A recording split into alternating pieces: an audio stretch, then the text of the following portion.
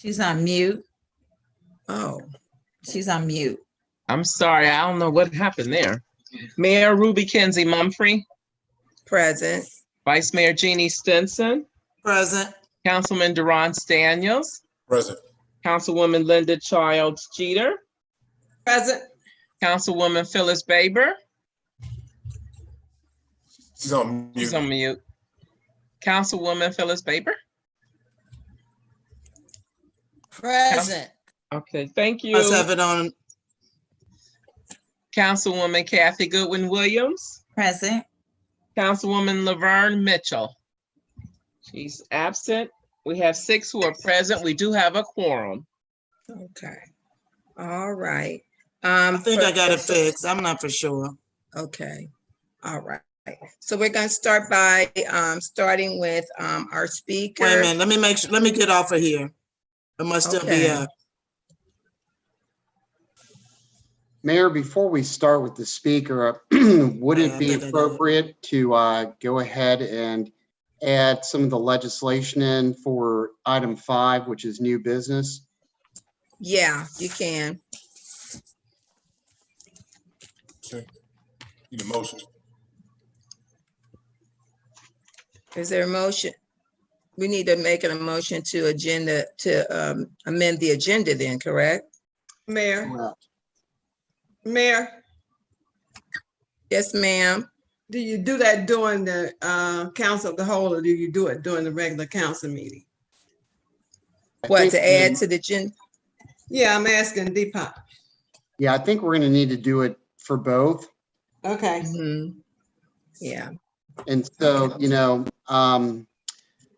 there are 2 pieces, they're connected. So the motion should be to add to item 5 under new business, the resolution establishing the rapid refund grant fund. Okay. And the resolution accepting the rapid refund grant monies. Okay. Okay, and that'll be, okay. Mayor, what Yes. was the motion that he said? Did you say rapid response? Rapid refund. No, it's Rapid refund. Rapid refund grant. Yeah. It's a rapid response. It's You rapid- thinking about work, Mayor? Yes, I am. I wrote down rapid refund grant. Give that to me again. Well, that's what I said because that's what my email said. So, Mr. Dukes, what should it be called? It should be the rapid response grant. It's the Census rapid response grant. Census, so the 2020 rapid response grant. Yes. Okay. Mayor, you got H&R Block on your mind. Got an H&R Block promo. Thank you, Mr. Duke, for that. Okay, all right. What was the other one? I'm gonna do a motion for both. So motion to establish the 2020 Census Rapid Response Grant Fund.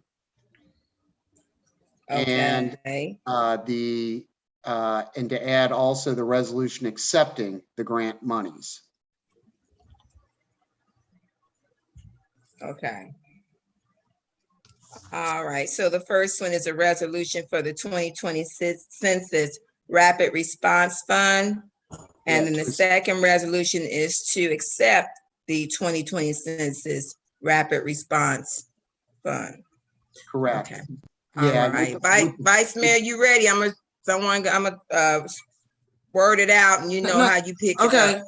Okay, I wrote it out as well. However, this is the one that we're talking about getting reimbursed for the things that we've already done, right? This is the grant we talked about the last time, or is this something new, some more money? This is something new. Something new. Okay. That came up when?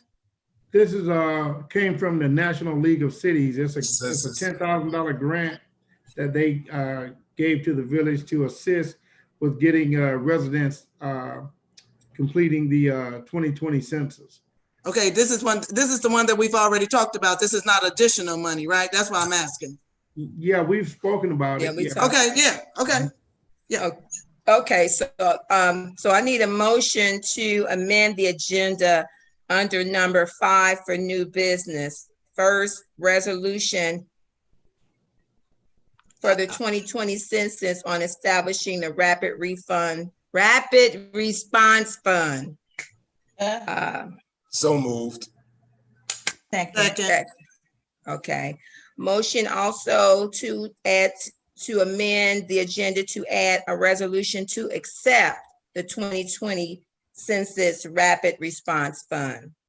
So moved. second. Okay. All right. Okay, so now we're ready, Mr. Carlton for LHOI. I think he's on mute. Okay, all right, we're ready for you. All right, how you Fine, how are you? doing? All right. Haven't seen overwhelming y'all in a while. So in terms of the art piece, so I guess I'll start with kind of where it came from. One of the main things that I was looking at kind of on a consistent basis as traveling through the village, I was like, we lack color. Like there's no like artistic expressions, and we don't have specific monuments or places to celebrate the history of Lincoln Heights. I felt that our community would absolutely be right for kind of an art mission. And then we got very, very fortunate. This is an idea that I talked to Mentia about, and I also brought up to Christian Dry, which you know him. He works at St. Monica's, but he's also a site coordinator for LHOI. And but he's an artist, professional artist, does galleries, all that kind of stuff. And kind of floated the idea to both of them, centered around the concept of how do we celebrate our history, and then we work kind of backwards in regards to kind of create what the project could potentially look like, and then we go about creating a campaign to get it funded.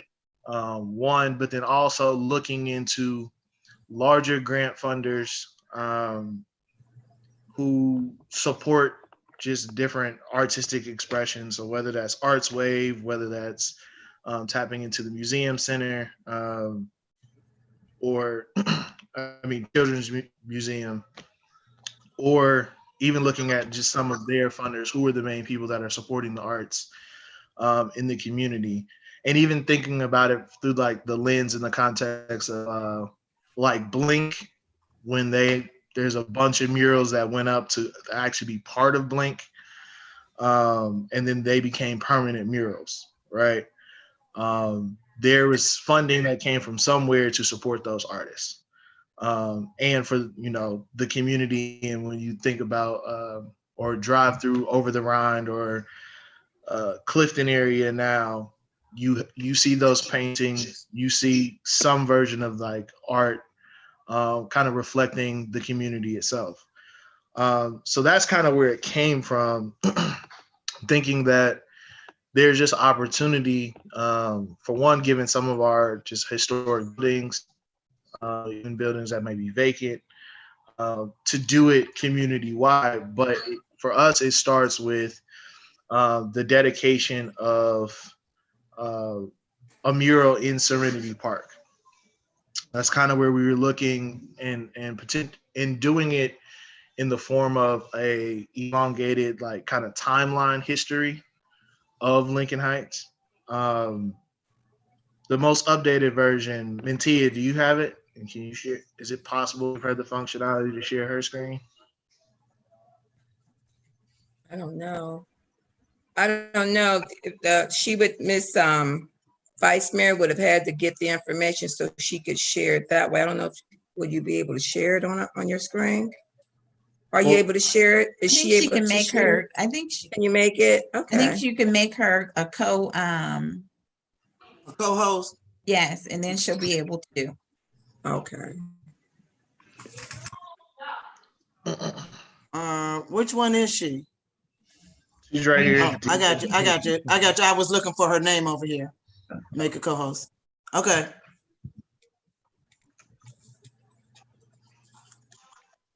She should be a co-host now. Okay.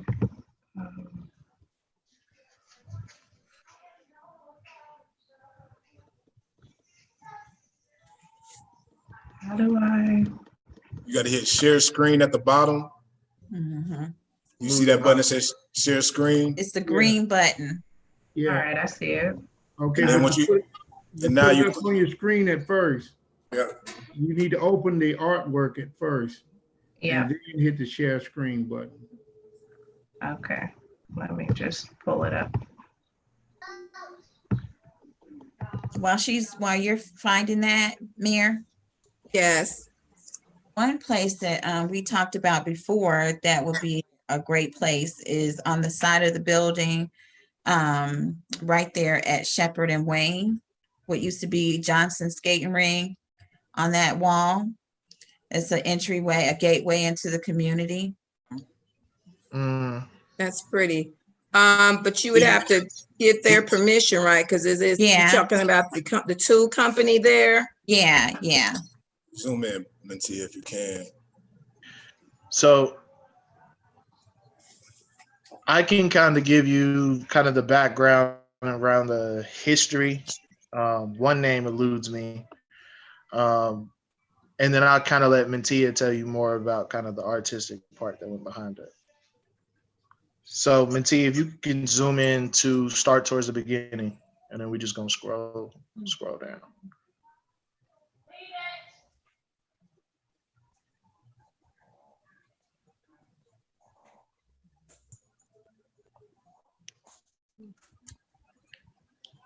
Tia?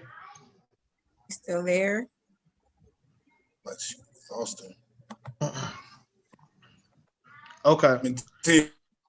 Yeah. Nope, we did lose her. Did lose. Is there something that okay? I can pull it. I can either send it to you, Miss Jeannie. I have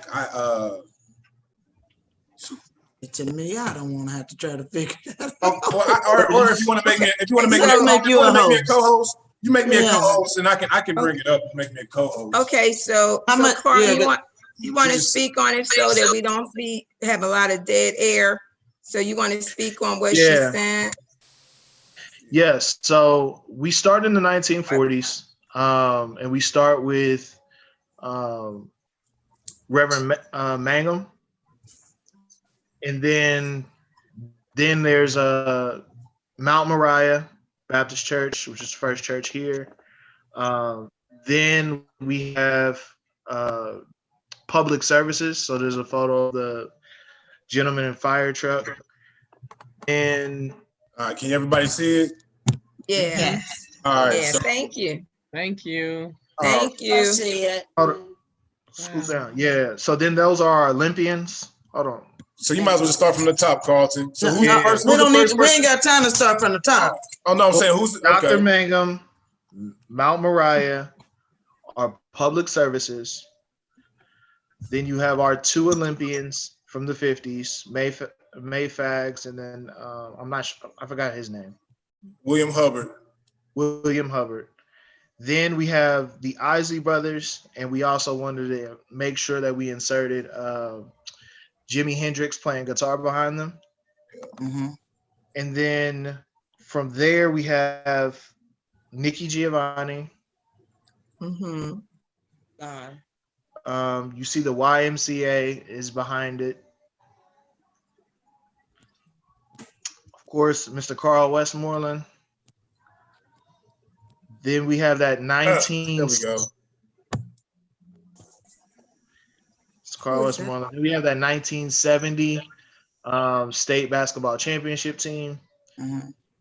Then this is Tony Yates back here. This is Daryl Hardy, who was on the 96 Cowboys football team that won the Super Bowl. This is Greg Stemrick.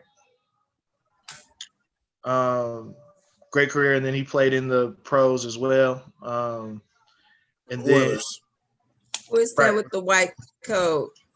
Is that the dentist? No, that's Miss Lindsay. Oh, okay, okay. Okay. So Miss Lindsay, and you have healthcare connection there. And then scroll down towards the end, bro. Hold on, baby girl. I'm in a meeting. Hold on, see.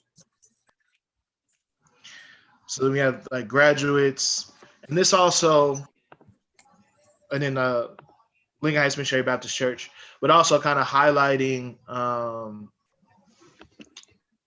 Lincoln Heights Christian Academy as the other school that existed in the village. And then all the way to the end was who?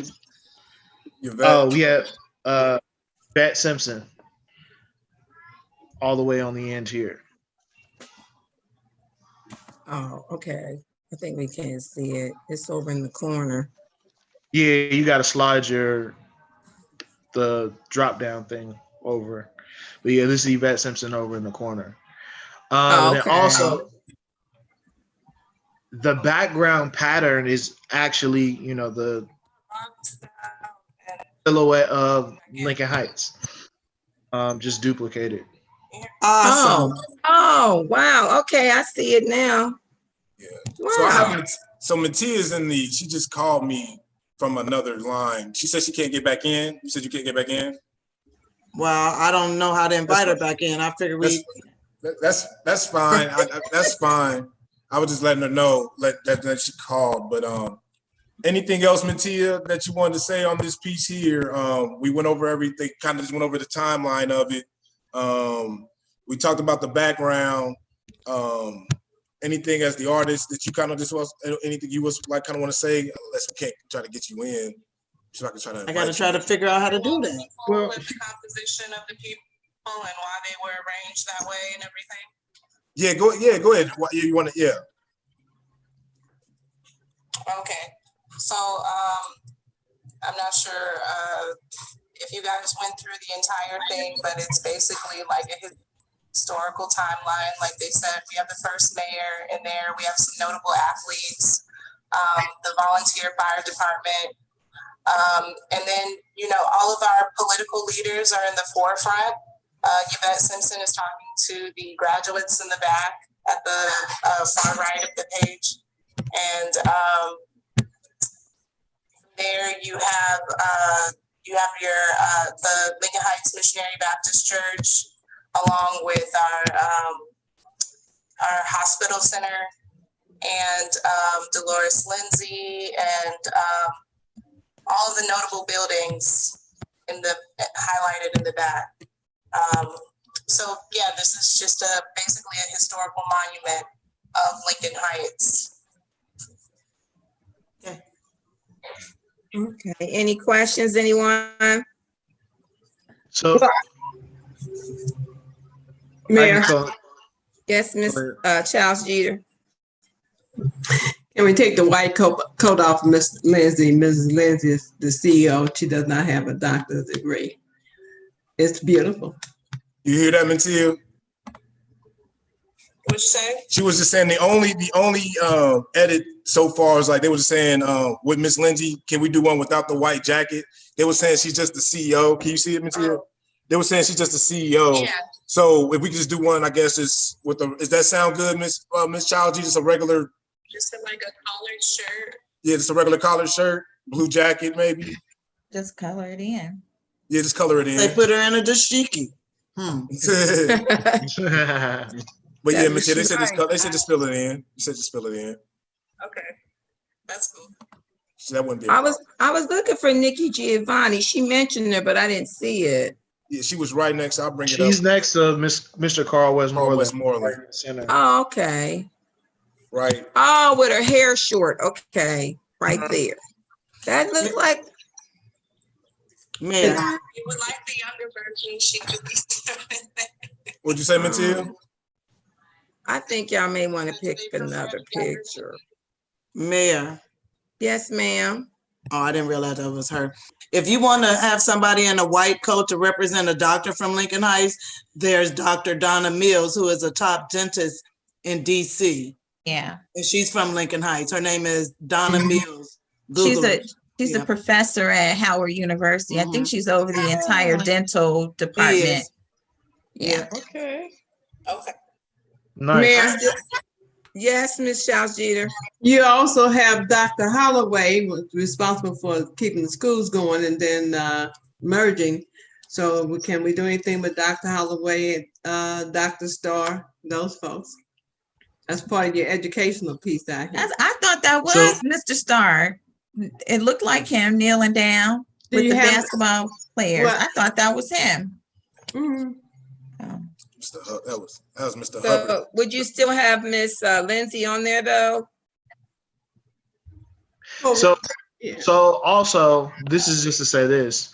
So one of the things that we wanted to make sure that we did, because we know like there's a ton of people who can go on this mural. We also are exploring the idea of doing murals by theme. So if we do have people that are in health and human services, we list those people. Like they have their own mural. Education one. There's one for specific in terms of athletes, like, you know, be a basketball one, it might be a football one, it might be a baseball one. Great. Just our great mayors, you know, the whole, so making sure that other folks are represented, and that's where the art commission piece comes in. We want to like do this one more so from perspective, but we want to be able to continue to tell the story through an art commission where now we're putting up multiple murals per year until it's complete. I would love for there to be a number of murals up the hill, a number of murals down the hill. If there's any public buildings where we could utilize the side, because to be honest, and I would love to stop trying to convince some folks of it, right where where the storm did all that damage to our building, LHOI. Oh, okay. Instead of putting siding back over it, turn that into some kind of mural. I think that would be great, and it's right when you come up the hill. It'd just be a great image. But so I kind of envision it being in different places. So even if there are people left off, I want us to be thinking about it. The plan is to make sure that everybody gets represented, be colored to multiple places throughout the village. So Mayor, can I ask a question? Yes, go ahead. So, all right, so would this project kind of be like our flying pig, our black squirrel, you know, kind of thing? Yep. Okay. And like, you know how they have like mural tours, like in Over the Rhine area? It'd be the same kind of concept, like telling our history in terms of Lincoln Heights and all the just amazing things that we did, right? Because like what you posted the other day, and I shared it, and a ton of people have been sharing it since, just us as the second wealthiest, you know, municipality, Black-run municipality in the country, right? Like capturing that somewhere in the number of businesses that we had, or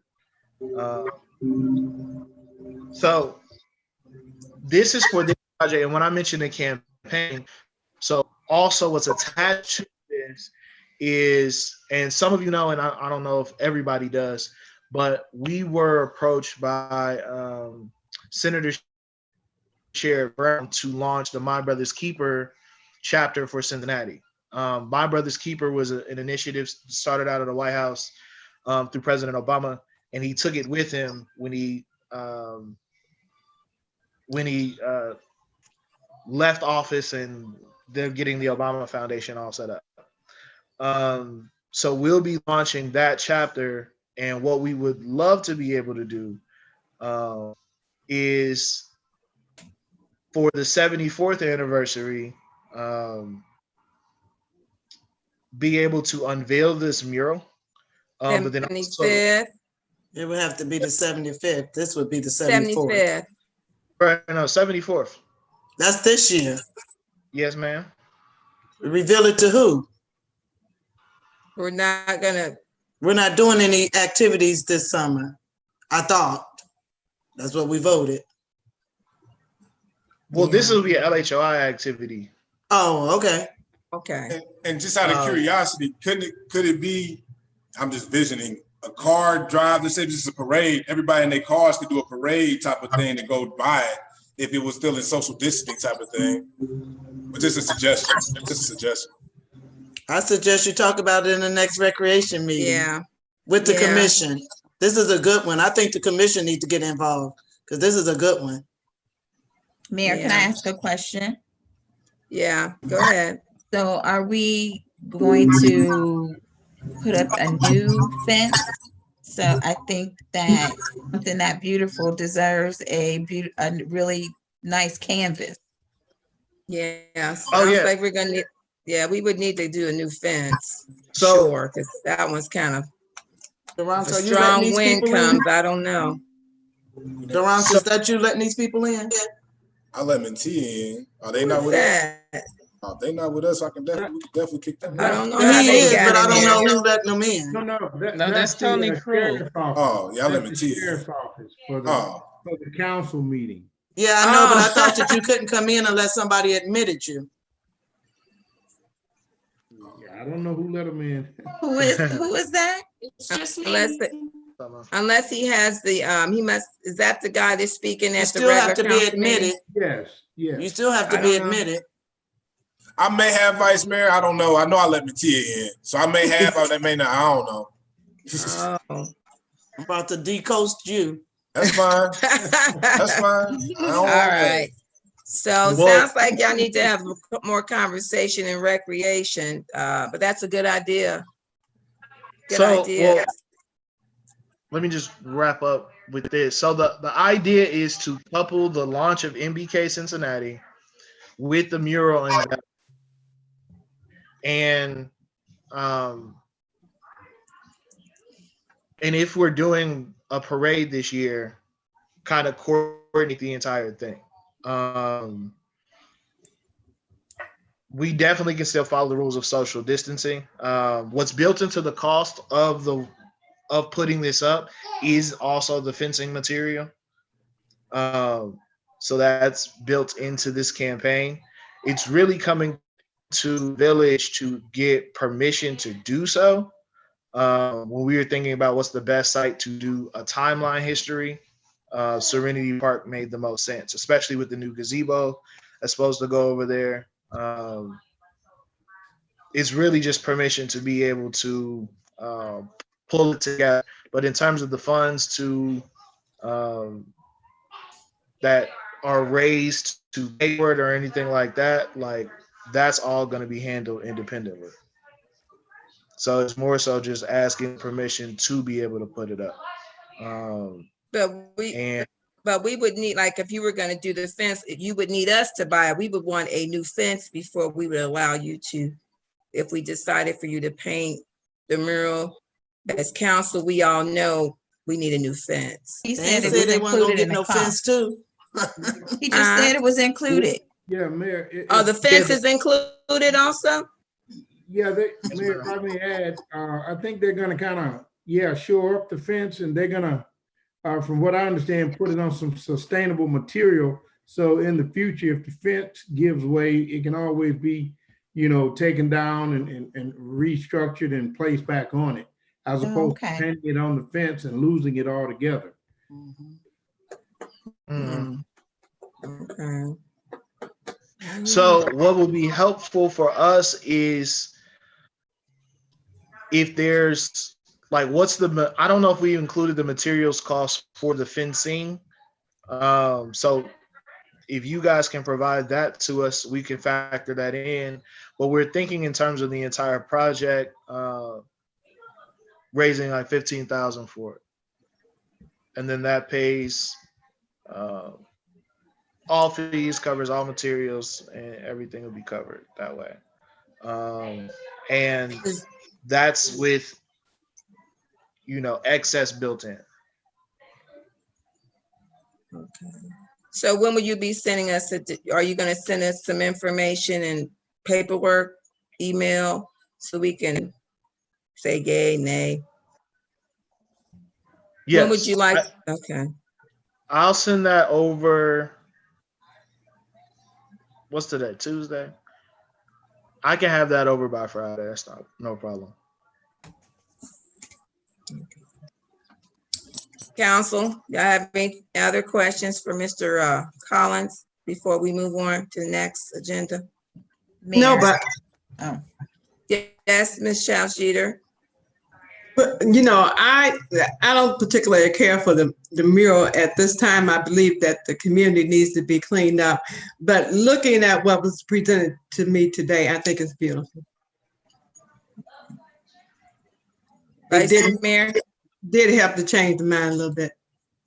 Good. Vice Mayor, anything from you? I think this will motivate people to want to make their community look better. Yeah. Start somewhere and let it bloom out. All right. How about you, Ms. Baber? You said Ms. Baber? Yeah. Anything you would like to ask? Oh, I think that it's a beautiful idea. I see that they're putting murals like in Kentucky, over the Rhine. I mean, that's the thing now, and it makes the community start to look better, and people do seem to start to take pride in their community behind them. So I think it's a wonderful idea. Okay. Councilman Daniels? No question. Okay. All right. Yeah, it is. I think it's a great idea. And like Ms. Goodwin Williams said, mentioned that the building down on Stephens and Anthony Lane, that would be nice if they would allow us to put one there. Yeah, I think he would. I've talked to him before. He seems to be, a pretty level-headed gentleman. Okay. And just to that point, if you guys think of places, like it would be great to have a collection of places that we're already thinking about, or kind of secure that permission, to then that also goes into any grant proposals for like an arts wave or any of those other potential like. I just thought of probably about 4 places. Ms. Baber got her hand up. Yes, Ms. Baber. Thank you. I have a building for you on the corner of Leggett and Jackson, the pink building. Okay. It's popular. Hey, you get on the side of it, exactly. No, I think that's a good idea. Yeah. Amen. Yeah, you can see it on the metro. Yeah. Mm-hmm. Ms. Desai, is there anything that we would have to do as far as the village, or as a support letter? What would we, I know it's going to be some other conversations, but if there's anything that we would need to do for as legal? I mean, I think if you want to do like a resolution of support, the legal piece of it is if they're going to be coming onto village property, we're going to want to give them a right of entry. We're going to want to have a release of liability there. So it sounds like we're maybe a few steps away from getting there. I think once we get a little bit more acclimated with what the actual plan of attack is, we can start putting those legal documents together. Okay. And just to throw in there too, we do need an updated MOU between LHOI and the village. So this can actually kind of be tied within. Okay. All right.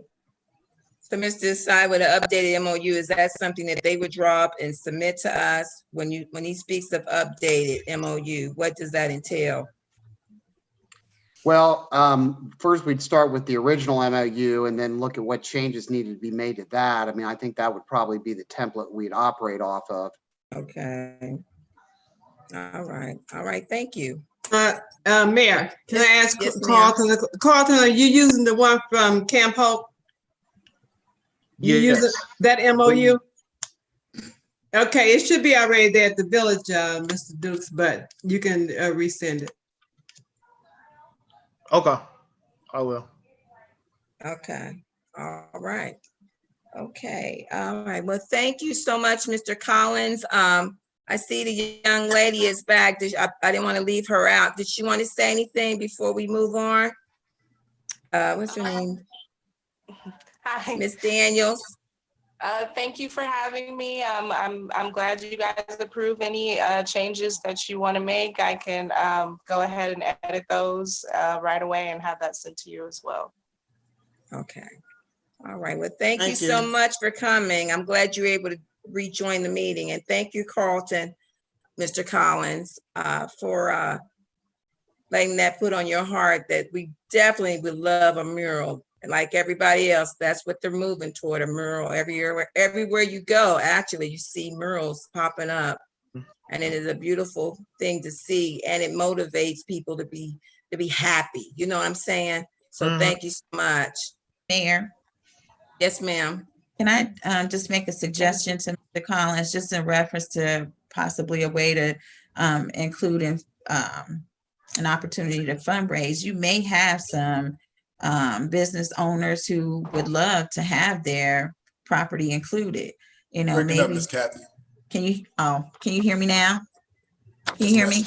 Okay, so maybe to do some type of raffle or have them, you know, donate some finances to the project to be able to have their property included. Because once it all pulls together, that's definitely something that if you can, you want to be included in, because that's going to draw attention to their business, you know, and maybe bring business to them. So just a thought. Very, very true. Okay. All right. Thank you. All Thank right. you. Thank you. All right. So moving on to new business. Old business, I'm sorry. All right. So I wanted to give you all a COVID update regarding our stay-at-home order. The Hamilton County Municipal League. Did you all get your emails? I received additional emails over the weekend from the Hamilton County Municipal League and the Hamilton County Health Department that I forwarded on. So I wanted to make sure you all received that.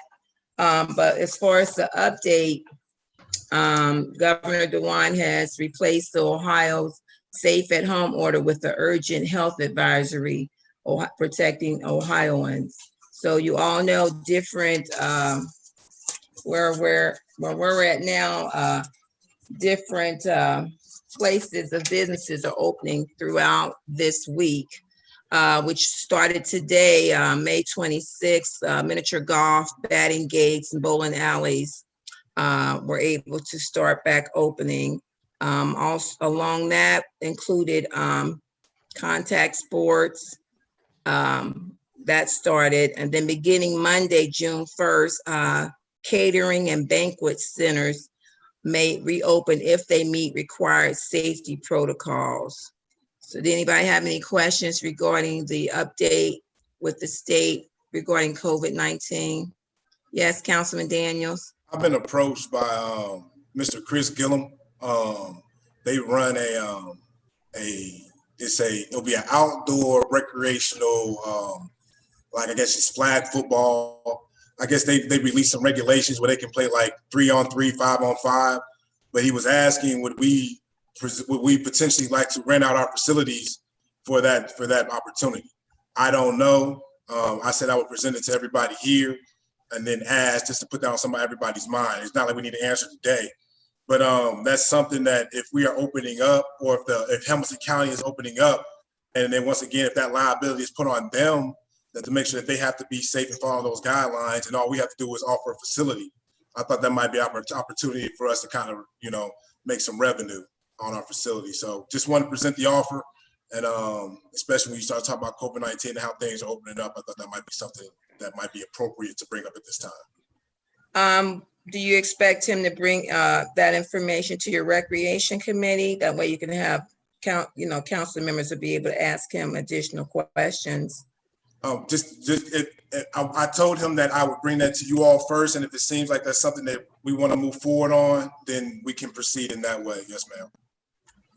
I would like to see it in recreation because it's hard for us to make a decision just by hearing about it today.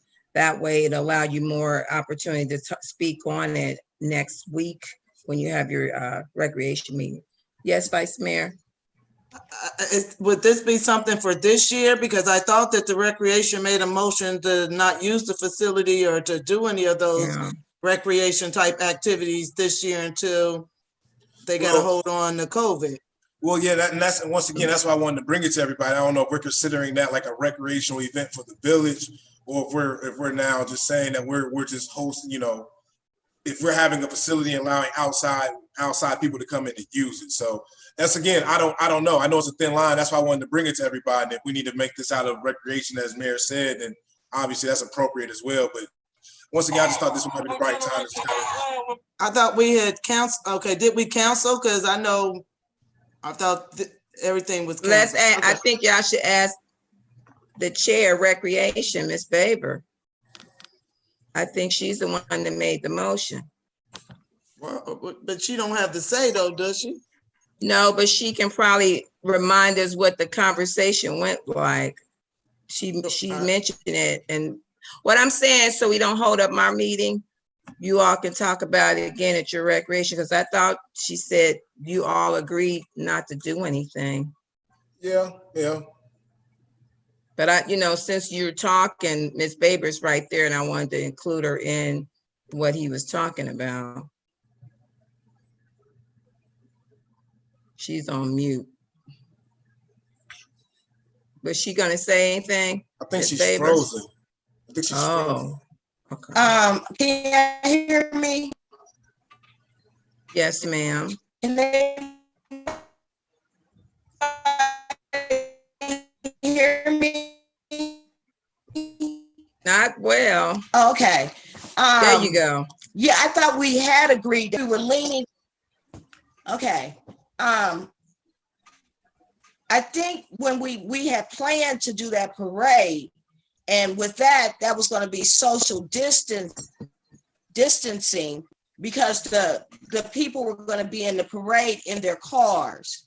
And we wasn't going to do a typical parade. We were going to do a parade where we flip up and down the streets.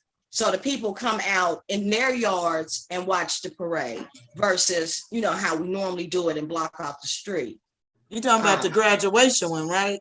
Correct. I thought that was the only event that we were planning on doing. Yeah. Yeah, but that's what I'm saying, because it was the social distancing. But I think if we could do some things where we social distance, then I think that would be okay, if we can figure out how to make that happen. Yeah. Yes, Ms. Charles Jeter. I think this is something that probably needs to go to the village manager. Yeah. Okay. Mr. Duke. Yeah, I just agree. It just probably needs to be rediscussed and worked out in recreation to see how, what recommendation can be brought back to the council and how you all would like to proceed. Okay. Well, all that's right. fine. Thank you. Yep, that's fine. That sounds good to me. Okay. All right. All right. Next is Mayor's Court. So myself and Vice Mayor, we got together today with our Clerk of Court, Miss Terry, and we went over how Mayor's Court is going to roll out tomorrow. So I just wanted to give you all an update to let you know about the social distancing. We were able to place the social, what do you call it, Vice Mayor, the social distancing packet that we laid out with the posters along the walls, and that we're only going to allow six people into chambers because they only want to keep it down to 10. So that will entail the prosecutor, the magistrate. And so they all have been informed on how the layout of Mayor's Court will be. And then each person that's on the docket, when they enter into the Mayor's Court, they will have to have a mask, which we are going to provide, and we have those ready to go. Vice Mayor, did you want to add anything regarding Mayor's Court? No, thank you. All right. Okay. I see that Miss Mitchell has joined us. She may need her glasses, but are you open, Miss Mitchell? Yep. Okay. We're talking about giving them an update regarding Mayor's Court. Did you have any questions? We go Well, live tomorrow. The first thing, Mayor, I need to do is find out how to, I'm not on my thing. I can't hear you. I gotta sit down.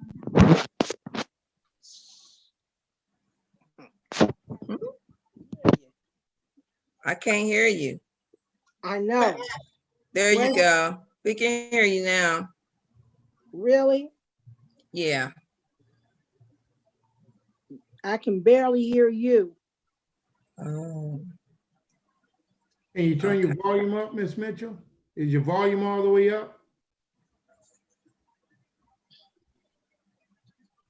I don't know this. I'm using a iPad, so I really can't even see.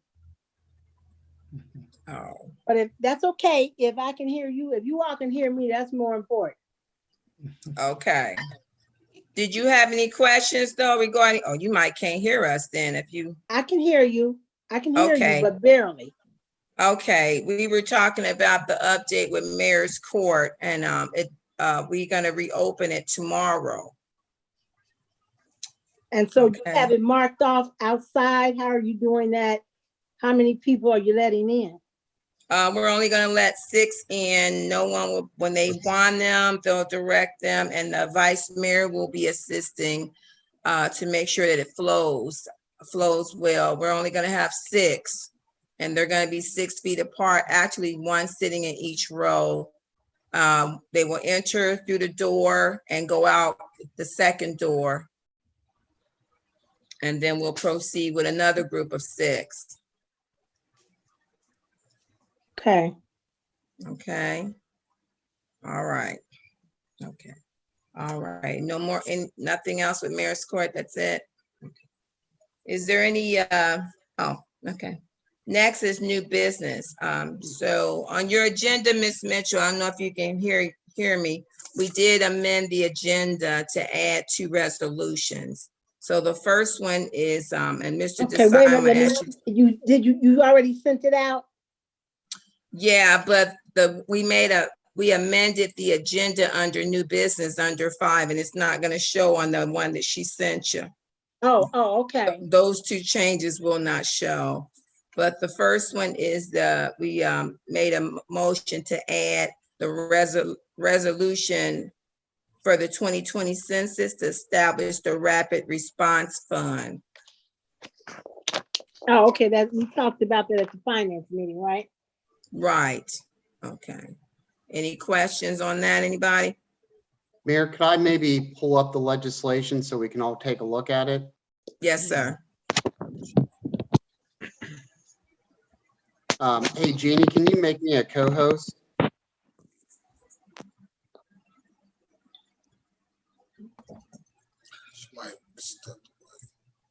I'm right here. You're a co-host. You're a co-host. I'm right here. All right, thank you.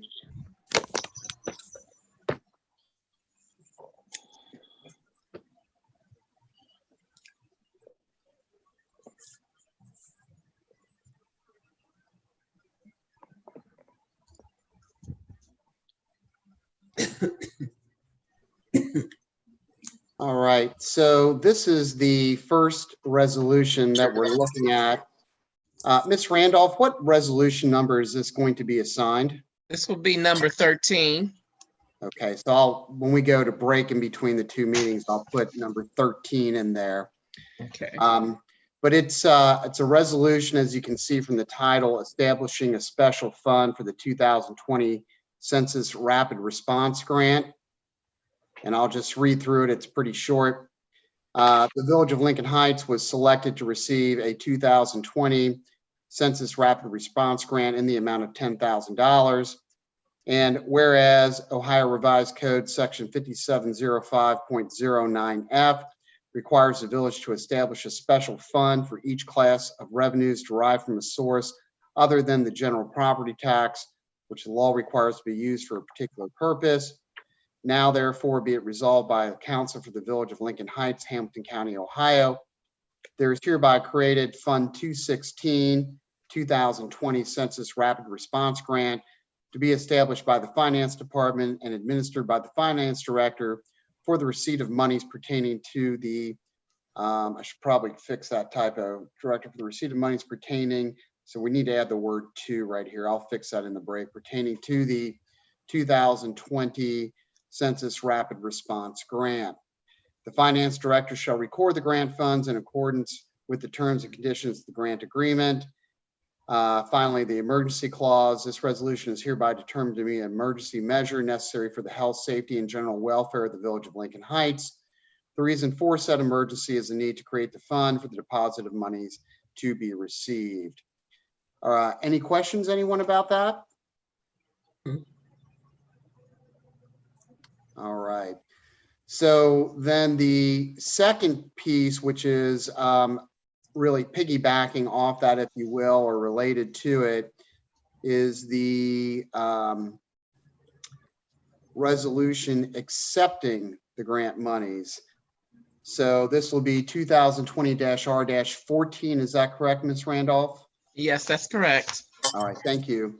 So again, very short, so I'll just read through it. Resolution accepting 2020 Census Rapid Response Grant. The Village of Lincoln Heights was selected to receive a 2020 Census Rapid Response Grant.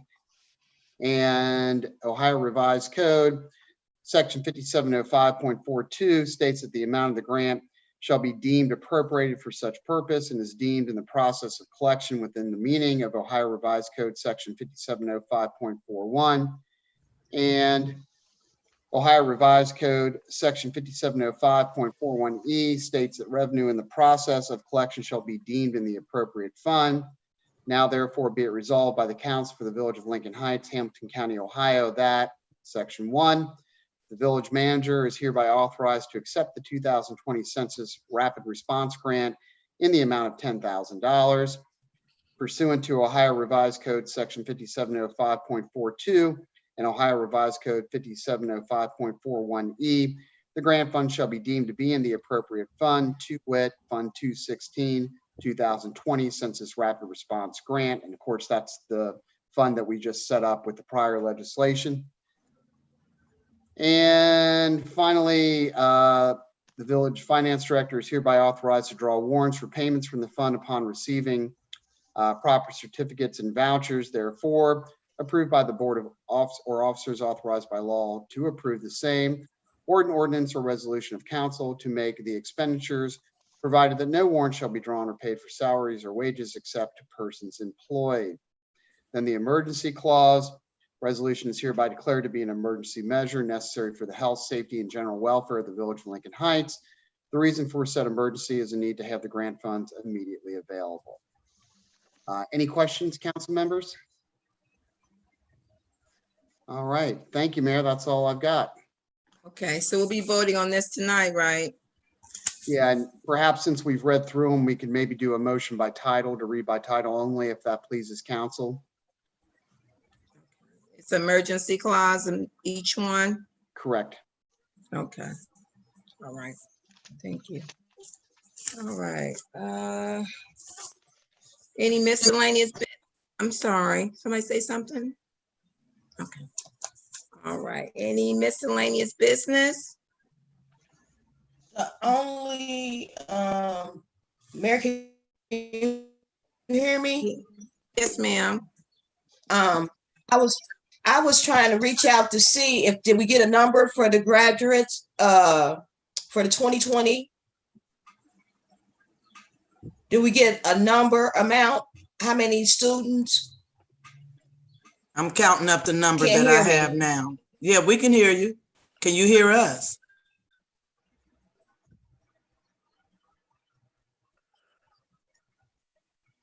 Yeah.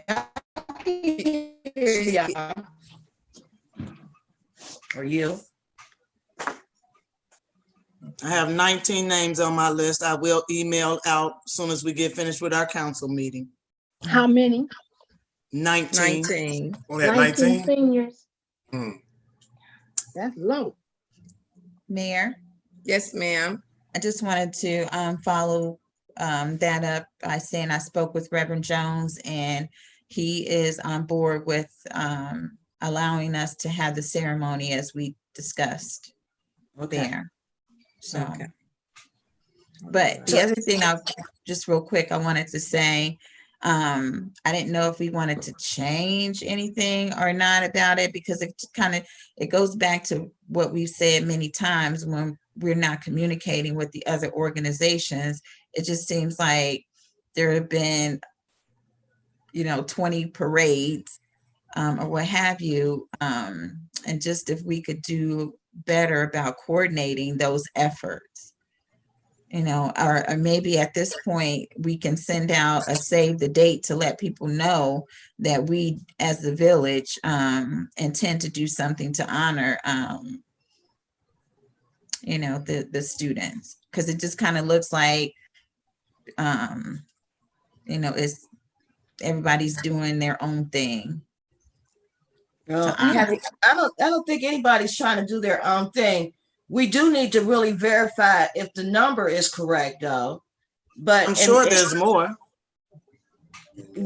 Yeah. Right. So, Amen. Okay, so Ms. Mitchell, go ahead. So I just want to ask the Vice Mayor, that's for Princeton, right? That doesn't include any other seniors that might go to other schools? That's other schools as well. That is what I was able to collect. Like you said, Okay. Princeton's not giving out the names. I had to go a different route. So, Mayor, Okay. I think if we would put out just some type of material to let the community know that we're doing this and to send their students' names to us, we might get a better response so that we can plan accordingly. I think we probably need to do that like now. Yeah. Just to let them know that it's happening, that it's going to happen. Okay, so we already have the date, June 20th. Is that right? yes. Okay. Ms. Jeter? Yes, if you're gonna send out that save the date card, you can also ask them to call in and make sure that they're on the list. Yes. That sounds like a good idea. Yeah. Okay.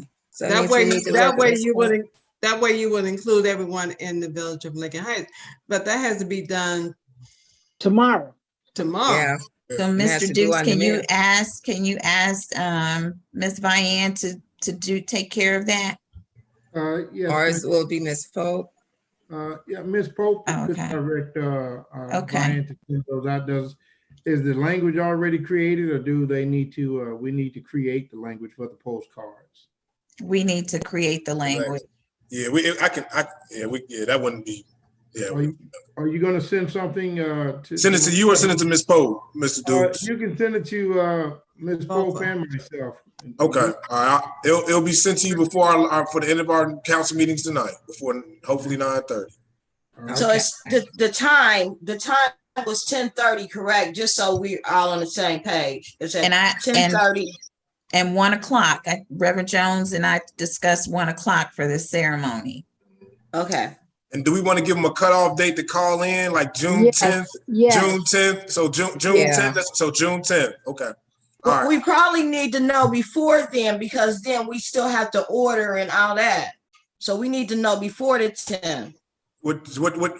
I'm up to any date. I just let me know. What day do you want to go with, the 5th or the 7th?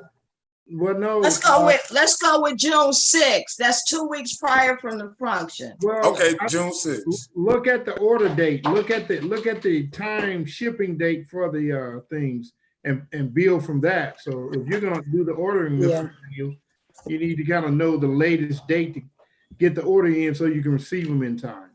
Yeah. Yeah. So exactly. I'll check that. Yeah, I think 2 weeks will be enough time, though. Yeah, I agree, but I agree, but I'll double check, Mr. Dukes. But the right now, tentatively, June 6th sounds like a good date, Ms. Baber. Maybe when you get the save the date, you can put that save the date posted on Facebook. That way you'll get a quick response while you're waiting, for those to come back as well. Ms. Jeter. I have a question. I need to know what is it that we're ordering, because the last conversation I had, there was no decision made. So yeah, we were supposed to get some information from Recreation regarding, well, I guess they need to know about they talked about getting T-shirts and things like that. I guess they won't have that information till they get the count. But that's going to be difficult because if you're ordering t-shirts and you have some sizes that are extra sizes, I mean, we need to have at least an estimate of cost. We got 19. So let's go ahead and say that there are at least 25 or 30, because we need some kind of cost estimate for each thing that you're going to do. So just use 30 students times each one of those items, so we have an idea of what that budget is going to be, because a requisition needs to be done. And did we decide where that was going, what fund that was going to come from? Yeah. So will recreation have that information your next meeting? Yes. Yeah, I can. Which is next week. I can find out about some t-shirts. Yes, I can. Yeah, I can find out about the t-shirts and maybe a gift card. And what is it called? The scarves or whatever? Yeah, the soul stashes, the sashes. Yes, the sashes. Those, so even on those quotes, I think I sent everybody this, the estimated price. They were per group or whatever, per 50. But it was, I believe it was like $24 for business. Oh, okay. Ooh, it sounds like slow motion for you. Okay. Yeah, so it was like $24 for 50 of them. Okay, so recreation. $25. Okay, so can y'all send me an email or the village manager email so we can try to get it worked on estimate, because we have to, time is the essence. For sure. Mayor. Okay. Yes. I heard Ms. Mitchell bring up a point that I didn't think about until she said that, because you do have other students in the village who are graduating who may attend other schools, you know. But that's what Miss Jenny said, Kathy, that she reached out to the other students as well. Okay. She said that. I'm just saying on the flyer that goes out, you know, maybe not to focus so much on Princeton graduates. I'm just saying. Village of Lincoln Heights graduates. Yeah. Yes, ma'am. Yeah, we'll be clear on that language. Last question. So recreation voted to send this to council. Did council actually vote on that? Did I miss it? I don't mind it happened. I just want to know, did we actually vote to make this happen? No, we didn't vote because we don't have all the information. We don't have the numbers. But we need to at least vote to agree to have the event, right? Because it's, yeah, I mean, you know, so that we just don't have where people just decide and go ahead and do it. But we should at least, you all should at least offer a motion to sponsor, I don't know if sponsor is the right word, maybe Donna can tell us that, but to hold this event.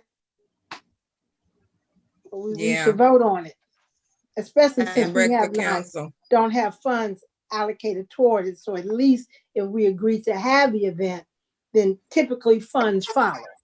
Yeah, so you all will have to vote on at the regular council meeting. Right, thank you.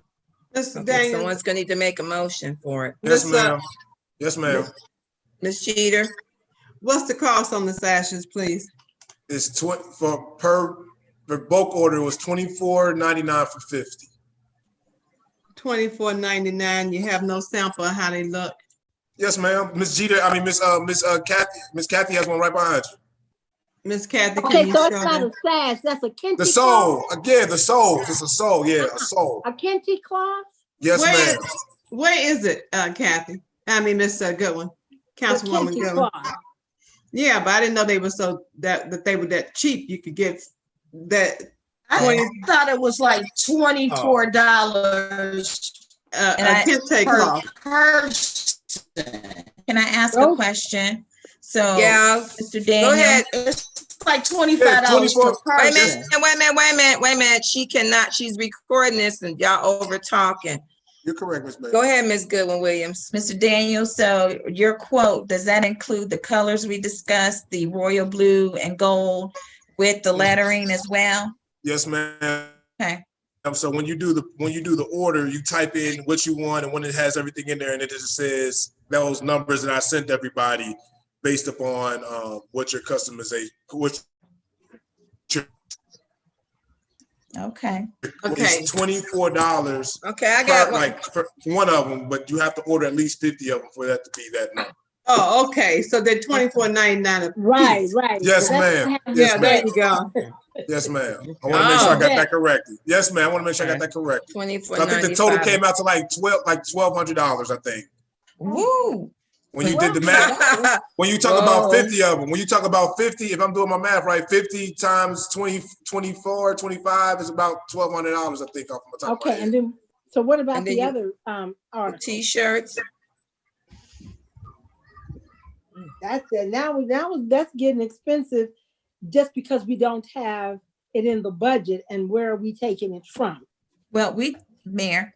Yes. We also talked about trying to get some of the other businesses in the community or even outside of the community to participate.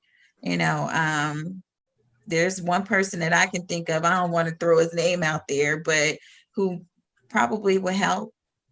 Well, I think we all will help, but it's just the idea that we don't have that cost. So if we wanted to go and get some additional resources, we don't know. So we're talking about 1,200, and you all talked about the tassel, and then you talked about something else. T-shirts. So what's the approximate? We didn't talk about a tassel. We said a T-shirt, a gift card, and the kente cloth. How much for the gift card? How much for the gift card? I don't think they made a decision on the amount. We said at least $20 to $25. Okay, so now we come back $2,400. Okay. All right, we're gonna have to wrap it up, y'all. Get one more question. Y'all might as well talk about in recreation next week. I got a question. Oh, never mind. Go ahead. No, go ahead. You the finance lady. Go ahead, Ms. Pope. No, because I was saying even in that recreation account, it's only say this right quick. What was wrong with that? her I don't know. Okay, let's try it again. Ms. Pope. Okay. In the recreation account, it's only $5,800. $5,800. And I don't know if you can do gift cards. I don't think you can do a gift card. Right, I wouldn't think Mike so. can supply the T-shirts and the tassels, but I don't think you can give the students a gift card. Right, but that's where maybe somebody else may come in and want to contribute. Yeah, Okay. But we like need the to R.D. get Wells Scholarship Fund at Lincoln Heights Baptist Church or something like that, maybe. I don't know. I'm just throwing out. Right, but we need to get that solidified, and we need to get the letter so that people can know that it's tax deductible. You all have to really get that together, because I don't want to have council out there. We are asking for donations, and we don't have a set amount. We don't have something to show this is what we're doing. You know what I'm saying? Just thought for the meeting Wednesday. I just want one more thing. It's the last question. Well, it's not a question. I was just gonna say that it won't be the 1,200 because it's not 50, but that 1,200 was based on 50, and it seems to be we don't know. way less than that. All right, but we don't know. Let's say it's 30, but we need to know. Yeah. I mean, in order to get the discount, you got to have 50 students in order to get the $25 discount on each sash, right? If you don't have 50 students, the kente cloth is going to cost more. Is that right? Yes, ma'am. Yeah. Then maybe we won't go that route. We'll just probably stick with some T-shirts, because you get 50 T-shirts for $200. Okay. All right, we're gonna move on. Okay, next is any other miscellaneous business, because we're running to the regular council meeting time. Okay. All right, we're gonna take a break. So a 10-minute break. Let's say 5-minute break. Mr. Desai, how long is it gonna take you to make those changes? I've already made them and sent them over. Okay, perfect. All right. Is there a I mean, it's motion? it's gonna take me 15 minutes. Oh, I'm you're kidding. Okay, all right. Is there a motion for adjournment? So moved. Okay. Who made the Second. motion? Who made the motion? I did, Linda. Thank you. And Okay. I seconded. All Thank right. you. I'll I take a made the break. motion. Okay. Mr. Dukes, And so how long is the recess? 5 minutes. 5 minutes. Mr. Daniels. FYI, anything you say is still going live. It's And- still going live. Just Committee of the FYI. Whole, oh, is it? So do we? Yeah, can it's we live. get off or what? We can It's still, live. I know, but can we still stop our videos because we're on break? I don't know how to do that. I don't think so. No, I mean, I can stop my piece. Oh yeah, you can stop Yeah, yours. can. I just was saying. Okay. Where Mr. Daniels go? Dang. I'm right here. I have a question for you all, my tech folks. Yes, ma'am.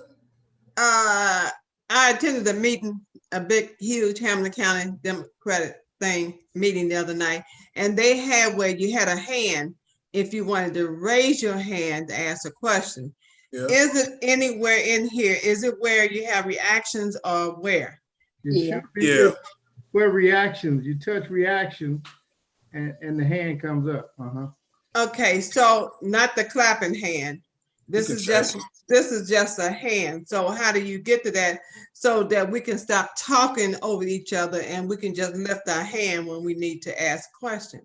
I think there's probably gonna be a way we need to go in there and add more of those Right. emojis. Okay, so if you can do that, I found that was very helpful the other night in that large meeting. Yeah, I think you need to use the, on mine, I have a raised hand, but I have a clapping hand too. But you can use the clapping hand, that should still. I have the clapping hand, but that's what I'm saying, use that if you don't have a raised hand in your menu. Just use your clapping hand. But if I'm using my clapping hand, the public is looking, they think I'm giving agreement for something. So will the public see that? Yeah, but in the meeting, yeah. But so I see there's some pluses down here. What we'll probably need to do is have Jason just add some more emojis to our account. Yeah, that hand up, hand down will work great. Okay. We even voted with the hands up, did the pledge with the hands up, took the oath with the hands up, so that you wouldn't have to listen to everybody say this, that even though it was done at one time, you wouldn't have to listen to all the different voices. So that's all. I just wanted the opportunity to learn something about Zoom. Thank you for your service. Yes, ma'am.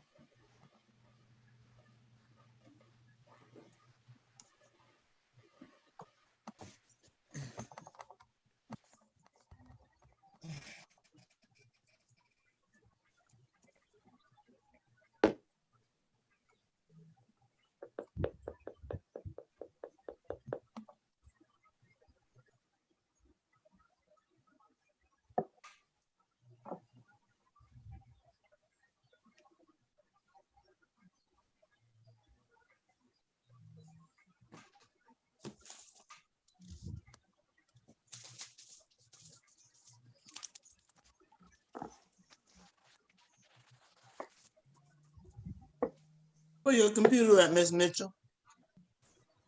Right next to me. Oh, he's gonna get it going. Right, so I'm using my my iPad so I can see what the agenda is.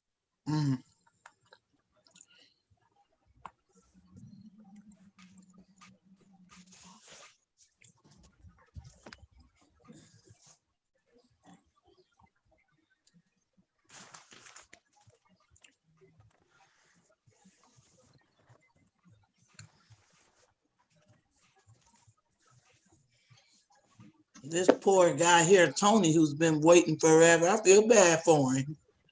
Who's waiting for Wave at us, Tony, so we see you.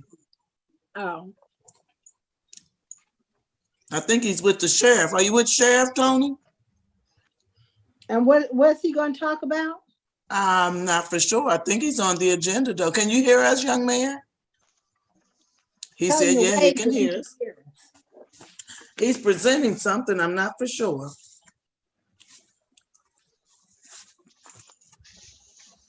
So it says the CBCR grant. What's that? Community block? No. What is CBCR? We'll find out in a minute. Yeah, but I mean, I want to know ahead of time. Tony, you know how to unmute yourself? It's community-based crime reduction grant. What is it? Community-based crime reduction. Okay, thank you. I didn't let him in. Somebody else had to let him in. I can't even mute him or anything. So, Donna, so the community-based crime reduction grant, did we get one? Because it says MOU. So that means we have to sign something?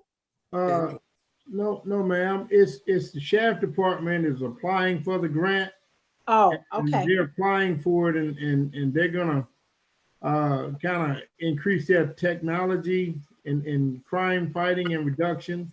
And they're gonna, utilize it to help reduce the crime in Lincoln Heights. So they're just coming to the council to get to ensure that they're in agreement and support of the grant, because that's one of the requirements of it. Okay, so we don't know what the he's going to tell us what technology and what all they're putting in it. That's what he's doing. Yes, he'll as well as asking for the support. Uh-huh. So are we supposed to sign something tonight or pass it tonight? Because it says MOU. Yeah, I think they have like a timeline to get their application in. I think like the 1st of June or somewhere in there. So it's a pretty quick turnaround they're looking for. I'm just questioning being able to, if we have to pass something tonight, we don't have anything in writing to see. Only thing we have, they sent a copy of the MOU that you should have received. From who? From the sheriff department. They would have sent it to us individually? No. You should have gotten it via email and in your box.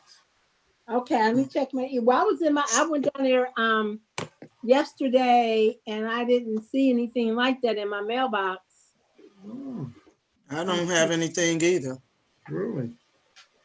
So I'm saying, I don't even talk. I'm just trying to say we need to look at something because it says MOU and I'm like, that tells me we supposed to be signing something. Mm-hmm. I thought it went out. I'll check my email and see. Who would it have come from? What office? Yours? Should have been Lisa. Okay. Wait a minute.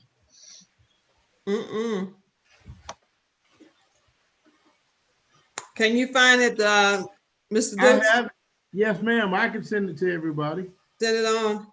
Okay. Mr. Dukes. Yes, ma'am. I might have to put you as a co-host because you might have to share it maybe, okay?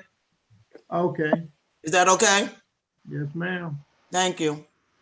Vice Mayor, how many hosts can you have? I don't know. You know, and right now it's not even letting me make him a. Mr. Dukes? Yes, ma'am. This is Lisa. I had sent you an email this morning. I've spoken with the mayor about this. I never got the MOU. I sent it around 11 o'clock this morning requesting the MOU because it wasn't attached to any of the emails. It should have been. Let's see. Yeah, you could check with the mayor because she and I both checked into that. Uh-huh. Let's see.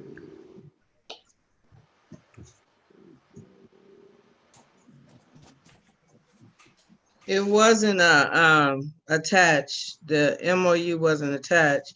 And I asked the captain to send me a copy. He sent me a copy around 5:15. But I didn't forward it off to anybody. Yeah, forward it on and also pull it up when he's talking about it because well, I made Mr. Dukes, I made you a co-host so you can pull it up. Mr. Dukes, did you forward it? So why did we hold off on it? Or you want me to forward it? Somebody forward it so we know what he's talking about. Okay, let me let's see, I just sent it, so let me pull it up and I'll send it to you. When did it come through? I'm sick of this late stuff. Is this public? Yes. I said it.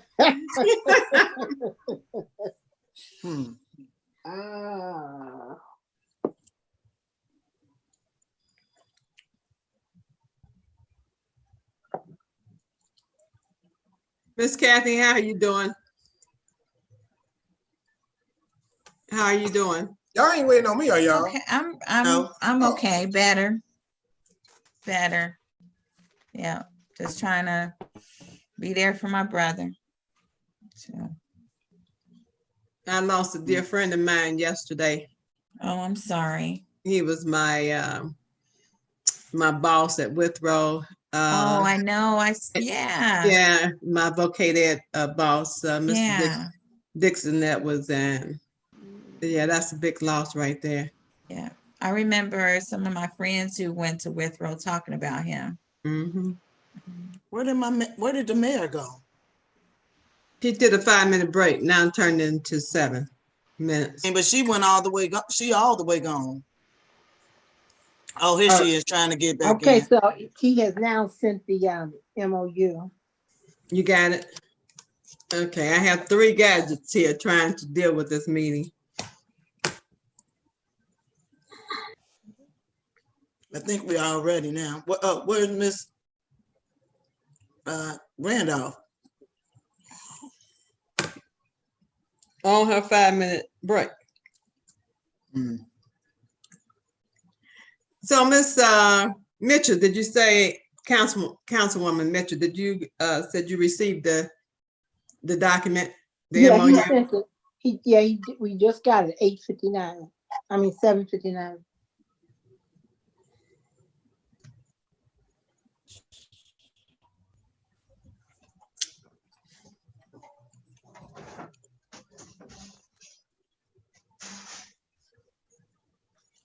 Did he send that to the village email or? Yes.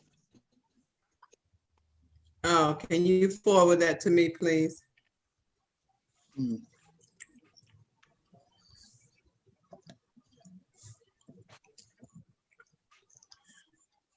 You haven't received it? Is that what you're saying? I didn't receive it in the Yahoo. Where you want me to send it to? The Yahoo. The village email is okay. behind Zoom. Okay.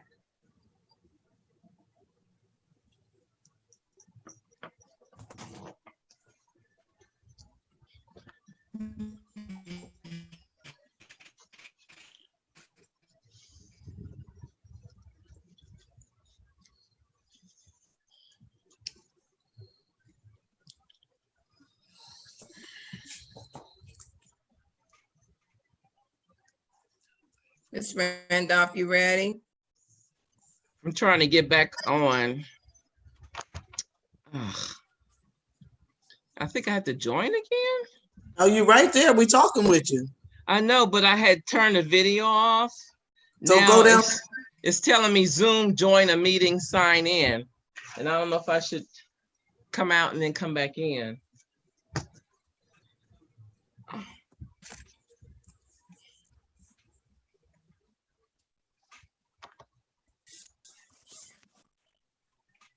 Are you able to do the roll call first before you do that?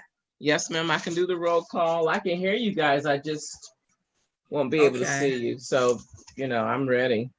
Okay, let me do the roll call. That way you can try to come back in. That way we can go and get started. Okay. Okay. The Village of Lincoln Heights regular council meeting is now in session. Today's date is Tuesday, May 26th. The time is 8:01. Roll call, Ms. Randolph. Mayor Ruby Kinsey Mumphrey. Present. Vice Mayor Jeannie Stinson. Present. Present. Councilman Durance Daniels. Present. Councilwoman Linda Childs Jeter. Present. Councilwoman Phyllis Baber. Present. Councilwoman Kathy Goodwin Williams. Present. Councilwoman Laverne Mitchell. Present. We have 7 present. We do have a quorum. Okay. All right, thank you. Is there a motion for the acceptance of the agenda? Mayor, we'll need to amend the agenda to add 2020-R13 and 2020-R14, Okay, and that would be under new business. okay. Is there a motion to add resolution 2020 R13 and resolution 2020 R14? I move that we add resolution 2020 R13 as well as resolution 2020 R14 to the agenda. All right, thank you. It's been moved in second. All in favor? Aye. Aye. Aye. All right. Any nays? Ayes have it. Okay. Motion in order for filing of the Journal Committee of the Whole meeting minutes for May 11th and regular council meeting minutes, May 11th, 2020 with the necessary corrections. Is there a motion? So moved. It's been moved in second. All in favor? Aye. Aye. Any nays? Okay. Announcements. Councilman Daniels? Oh, man. Yes. Hold on. Sorry, I'm trying to pull it up real quick. I'm sorry. You do this to me every week and I always forget to pull up the email. No, I'm sorry. No, it's on me. Can you come back around on me? I'm just going to give the listing of everybody, all the meals this week. Can I come back, please? You sure can. All right. Okay. Councilwoman Charles Jeter? All right, 2020 census, 2020 census, 2020 census. We need you to fill out your census and turn it back in. You can do it on the telephone, internet, or you can mail it back in. So there are different ways of making sure that we get this done. The last time I looked at the numbers in the village of Lincoln Heights, we were at approximately 44%, which means that we are a long way to go. We don't want to lose anything. We want to pick up some good things, okay? So I'm asking the residents in the village of Lincoln Heights to listen to Miss Nettie Winburn Matthews, listen to the mayor, and listen to me. Just do it. Nike said just do it, just do it. And also, we can register to vote now. So if you moved and you need to change your address, please do that. If you have never voted, fill out your voter registration and you can even get it online. So that's my announcements for the day, other than to say thanks to all my essential workers, which is everyone that's on this meeting today, and all those in the community that's helping us to be well.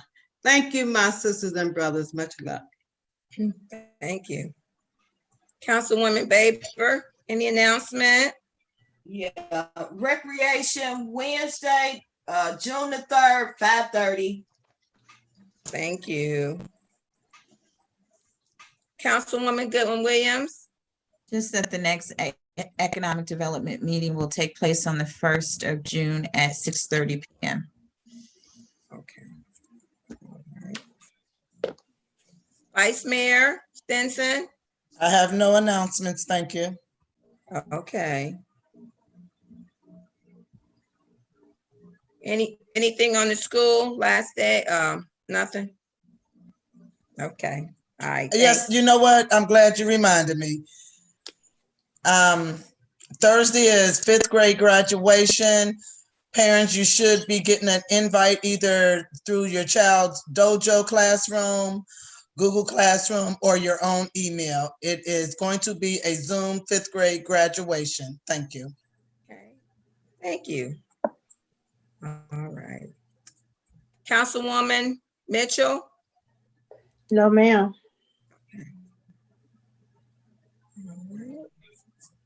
Ms. Mitchell, is there a pantry coming up? Well, on June 6th, next week. Okay. Where would that be at? Be at Spirit of Christ Church, usual time, 9 o'clock. Spirit of Christ, formerly known as Tabernacle. Okay, and that will be a drive-through. Yes, ma'am. Okay. Yes, Open their trunks. yes, that's it. Okay. All right, thank you. Thank you. Did I leave that? Um, there will also be one on the 3rd Saturday in June at Revealed Holiness, House of God. Okay. Okay, Mr. Daniels, Yes, back ma'am. to you.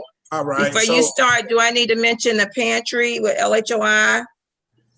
Yeah, the pantry will be Thursday, from on May 26th from 2 p.m. to 6 p.m. That'll be Thursday. So I'll just actually, I'll start off with Wednesday. So tomorrow, May 27th at 5 p.m. Meals will be provided by LHOI's Cafe Hope at St. Monica's Center. Everybody please enter in from Douglas Street. And then on Thursday, once again, May 28th from 2 p.m. to 6 p.m., LHOI Food Pantry will be taking place at 9913 Wayne Avenue. And then Thursday on May 28th, from 11 a.m. from 1 p.m., lunch will be provided at Lincoln Heights Elementary School. That's 1113 Adams Street.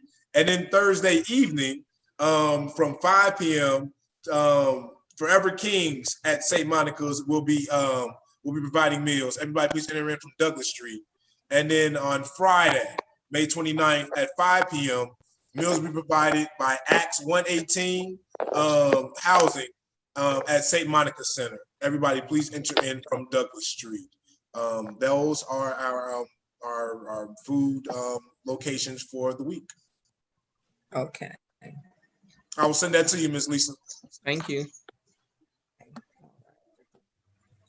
Thank you. Mr. Dukes, any announcement for you or anything? Yes, Mayor, just to follow up on what Ms. Jeter noted about the 2020 census.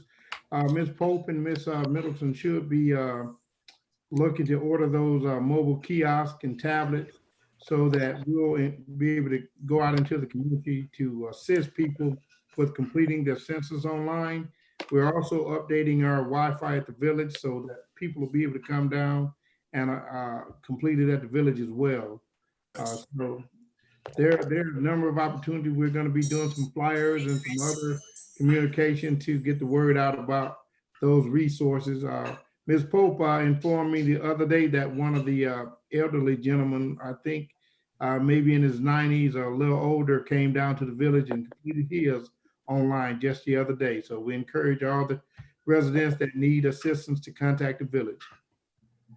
All right, thank you. To the mayor. Yes, ma'am. To Mr. Dukes, we will not be knocking on doors, but we can use the equipment to help them complete the census. We cannot knock on doors. No, we can't. We'll just let them know where the locations will be. Right. And we have a beautiful gazebo over there. Will the internet be able to reach from that area? That maybe perhaps we'll see when we get the new upgrades. Okay, thank you. All right, thank you. Okay. We next would be hearing from the residents, but we didn't have anyone sign in. So we don't have any hearing from residents this afternoon. So that opens, our next would be our speaker, Captain Aru of the Hamilton County Sheriff's Office to discuss the CBCR grant MOU. Ma'am, thank you. Sorry Hello. about the little problem we had with our speaker before, so we had to switch to this. And we appreciate being heard in front of the mayor and the rest of council and everyone there. So what we wanted to do, and we had a nice meeting with Mr. Dukes and Ms. Pope last week to explain our intent with this. To give you a little background on us, as you stated, my name is Captain Aru. I'm the commander of the intelligence unit for the Hamilton County Sheriff's Office. Recently come out of work in criminal investigations and taking the agency in a new direction. And I'll let my associate introduce herself. Yeah, my name is Akshita. I just joined in here a few months ago. And as he mentioned, with this intelligence unit, we are planning to head more towards an evidence-based policing approach. It's new for this agency since we have always offered a reactive response. So right now we are going to plan to use proven techniques and research that is conducted across the country, try to study different policing strategies, use data-driven practices, and therefore the intent of creating this unit was to pioneer these practices. And one of our agendas is to pursue grants that support these objectives. Hence, this is the grant that we are getting so that we can start taking the strategy of community-oriented policing and mix it that little with the problem-oriented policing. So we are trying to combine these different strategies and trying to provide a solution that can work for everyone. And we're doing this so with the assistance of University of Cincinnati. That's where both Captain Nuru and I have gotten our master's degrees from in criminal justice and law enforcement and crime prevention. I've studied crime analysis from there as well, and we are trying to collect data and drive our efforts towards that direction. Yes, and so this particular grant, as was stated before, it's not immediately due, but there is a deadline of June 11th to turn it in. And to tell you a little bit about the grant, and you can look it up if you'd like further information, but this particular grant is Innovations in Community-Based Crime Reduction. And the Department of Justice essentially is looking to leverage the community knowledge and expertise and partnering with law enforcement agencies. The Department of Justice, one of their key objectives is to reduce violent crime, specifically gun-related crime that could be connected to either drugs or gang activity. And that is the purpose of this particular grant, but using the community to leverage that knowledge and that expertise, and also to build trust in the law enforcement agency.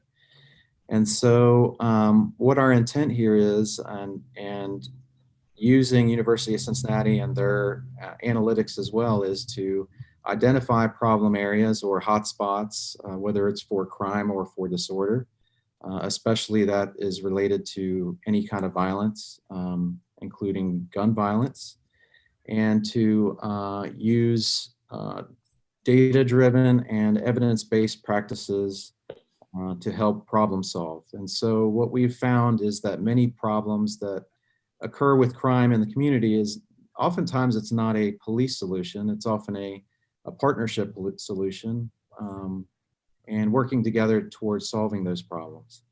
And so what our interest here is to build our own capabilities, our technology, our ability to analyze crime and intelligence, and then partner with community using community outreach and building trust within the community so that we can be looked at as a partner everywhere we operate as a law enforcement agency.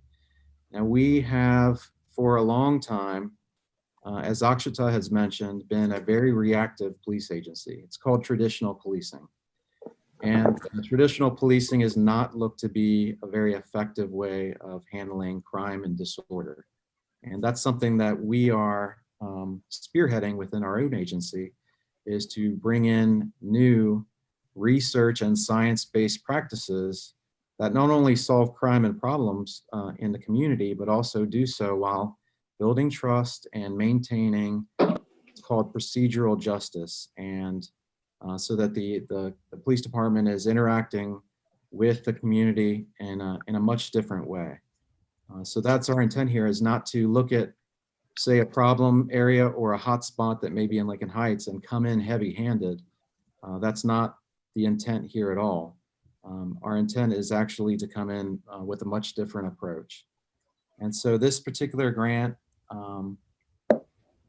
is our intent because of what we've seen in the past with what's happened in the community there, to bring in a different approach that might be more long-lasting and sustainable, and at the same time, building the relationship between the community and our agency and making it improve well into the future. So that is essentially what the grant is all about. Our purpose in partnering with UC is that, University of Cincinnati is #1 for research in the United States when it comes to criminal justice research. And having their expertise and their knowledge and the access to the Institute of Crime Science there, having them come in and help train our officers, our supervisors, and guide them in their actions, and making sure that they understand, not just they know how to do the policing part, but it's the style of policing that will be changing. Everyone knows how to fill out the arrest paperwork and everything else, but we want to teach them and train them to be procedurally just, interacting with the community in absolute fairness and transparency. And we can accomplish both that building the partnership and the community trust and reducing crime. And I think that's a win for everyone involved. And so, do you want to add anything to that? Yeah, I mean, we stated in the MOU, as most of you must have read already, it states that essentially our focus is about gathering different partnerships through civic-based organizations like nonprofit and faith-based organizations, where we can help connect to the public in a more generic fashion rather than an official manner, because the whole concept here is about building more trust. And we also we want to treat our citizens right, and the police officers will be provided training in ethics, integrity, and that's the portion that we commit to do so. And all the crimes that are involved that have guns, violence, serious committing crime, that will be prosecuted through the U.S. Attorney's Office and our own prosecuting office. So we can actually ensure that gun crimes would go down.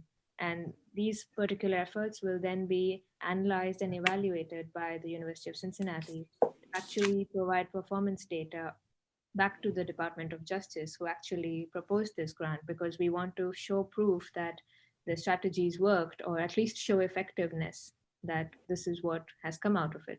And that's how the UC will be helping us.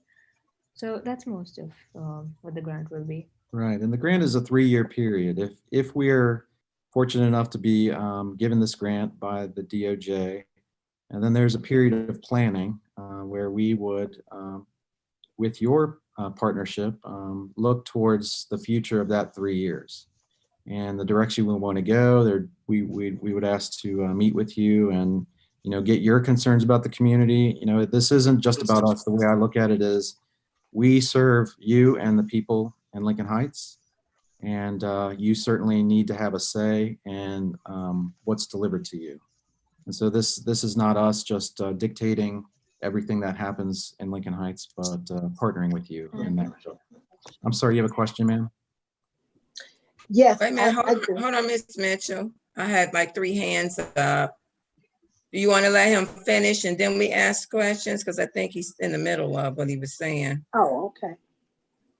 I can very briefly wrap up, drawing your attention to the MOU. You can see the partners in this MOU officially will be the Sheriff's Office, as Akshita said, the U.S. Attorney's Office and the Hamilton County Prosecutor's Office, the University of Cincinnati's Institute of Crime Science, and then the Village of Lincoln Heights. Those would be the partners. Specifically, the 2 attorneys' offices would be doing nothing different than what they already do. The U.S. Attorney's Office would simply be looking at more closely cases that fit their criteria for something that's called Project Guardian. And that's simply something to help get the most violent offenders off the street. And if I could take your attention to the portion where we're asking for your partnership, it would be on item number 5 there. And I know you can read it, but I just want to say it to you all while we Can this be put up, Mr. Dukes, since we don't have it? He sent it, but can you put it up? We got it like 10 minutes ago. Yeah. Okay. Yeah, I think it's important that we put that up because what they expect us to do is what I have the questions on. Yes, ma'am. And so item number 5, and we can backtrack and look at the others, but these are what we're asking for from the Village of Lincoln Heights. There is no financial obligation in any way to your village at all. This is simply something that's going to be funded by the grant itself. So really it's your participation and support that we're looking for. And obviously this is something we can't do without your interest, but the focus here is truly about reducing violence. And essentially we've been doing our best in a reactive way. We want to change how we do that. Is it time for questions yet? Yeah, I can't see it because the thing on there, but yeah, I can only see half of y'all because he has it on display. But yes, go ahead, Mr. Mitchell. You were the first one. Yes, so is Lincoln Heights the only community in which you are focusing on? Is there another community that you're doing this with, or is it just Lincoln Heights? And if it is Lincoln Heights, what drove you to choose us? I mean, do we have a high crime rate? Well, it is. We have looked at, we patrol 12 jurisdictions exclusively in Hamilton County. And you know, I've come out of criminal investigations before coming into this new role. And when we looked at the statistics for the whole agency, what we saw was per capita, the shootings and the homicide and the assault, including aggravated assault, is very, very high per capita, because the last census data had Lincoln Heights at about 3,300 residents. Am I correct in that? 3,331. Yeah, that's about what we have now. Yes. So per capita, outside of any other jurisdiction that we police, that is the most logical community for us to bring change. And so the intent here is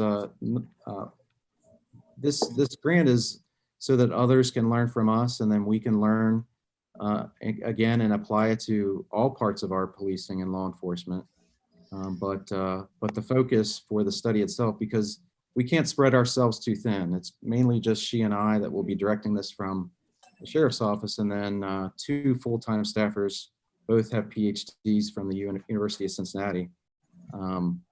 We can't spread ourselves too thin, so we need to focus on one community.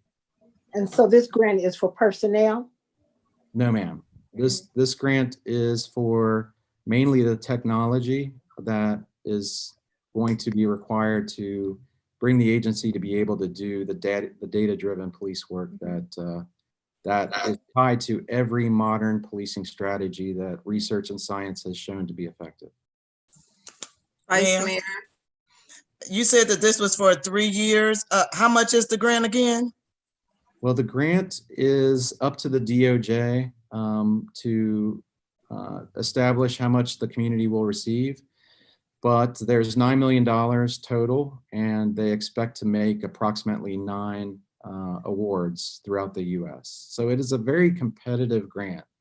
And because we don't know how many communities are putting in for it, I can't tell you the odds of us getting this, but what we've been working on in hopes to get in contact with you is we've been working every day for the last few weeks to crunch the numbers and look at the data, to choose the community. And then when we finally did that and talked to University of Cincinnati, that's when we contacted Mr. Dukes, and here we are speaking to you tonight. Interesting. Any other questions? I got a question. Yes, I do. Oh, there he is. Yes, Mr. Daniels. Yes. So what you're saying is, if I might be sure I understand, this is to provide better data as to how to deter crime within the neighborhood. That's pretty much what the overall goal is, correct? You're trying to collect data so you can try to, figure out ways to deter crime in the future, correct? Is that pretty much what the goal is?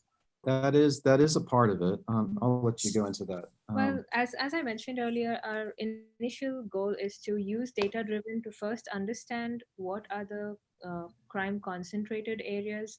For example, there might be certain street segments or some kind of collection blocks. So we're going to use different kinds of analysis to understand that first. Once we get to know that, that's when the strategies for community policing and the problem-oriented policing comes. To put it down in very short terms, I'll explain. It's about increasing the effort involved, reducing the opportunity, increasing the risk involved for the offenders that will deter them to commit extra violent crimes. So that overall, when we use the community and then use the problem-oriented strategy, the overall crime reduces. So our first step is going to be to pick out the problem areas that we are going to do using data. So it sounds like we'll be using, no, I'm sorry, I didn't know if was that, because so it sounds like you'll be using a lot of CBPR to try to get this kind of stuff done. So I have two questions and I'll be done. My first question is, what type of, you're talking about going to hotspots, quote unquote, hotspots in the community and trying to get community involvement, community engaging answers to try to spear your data.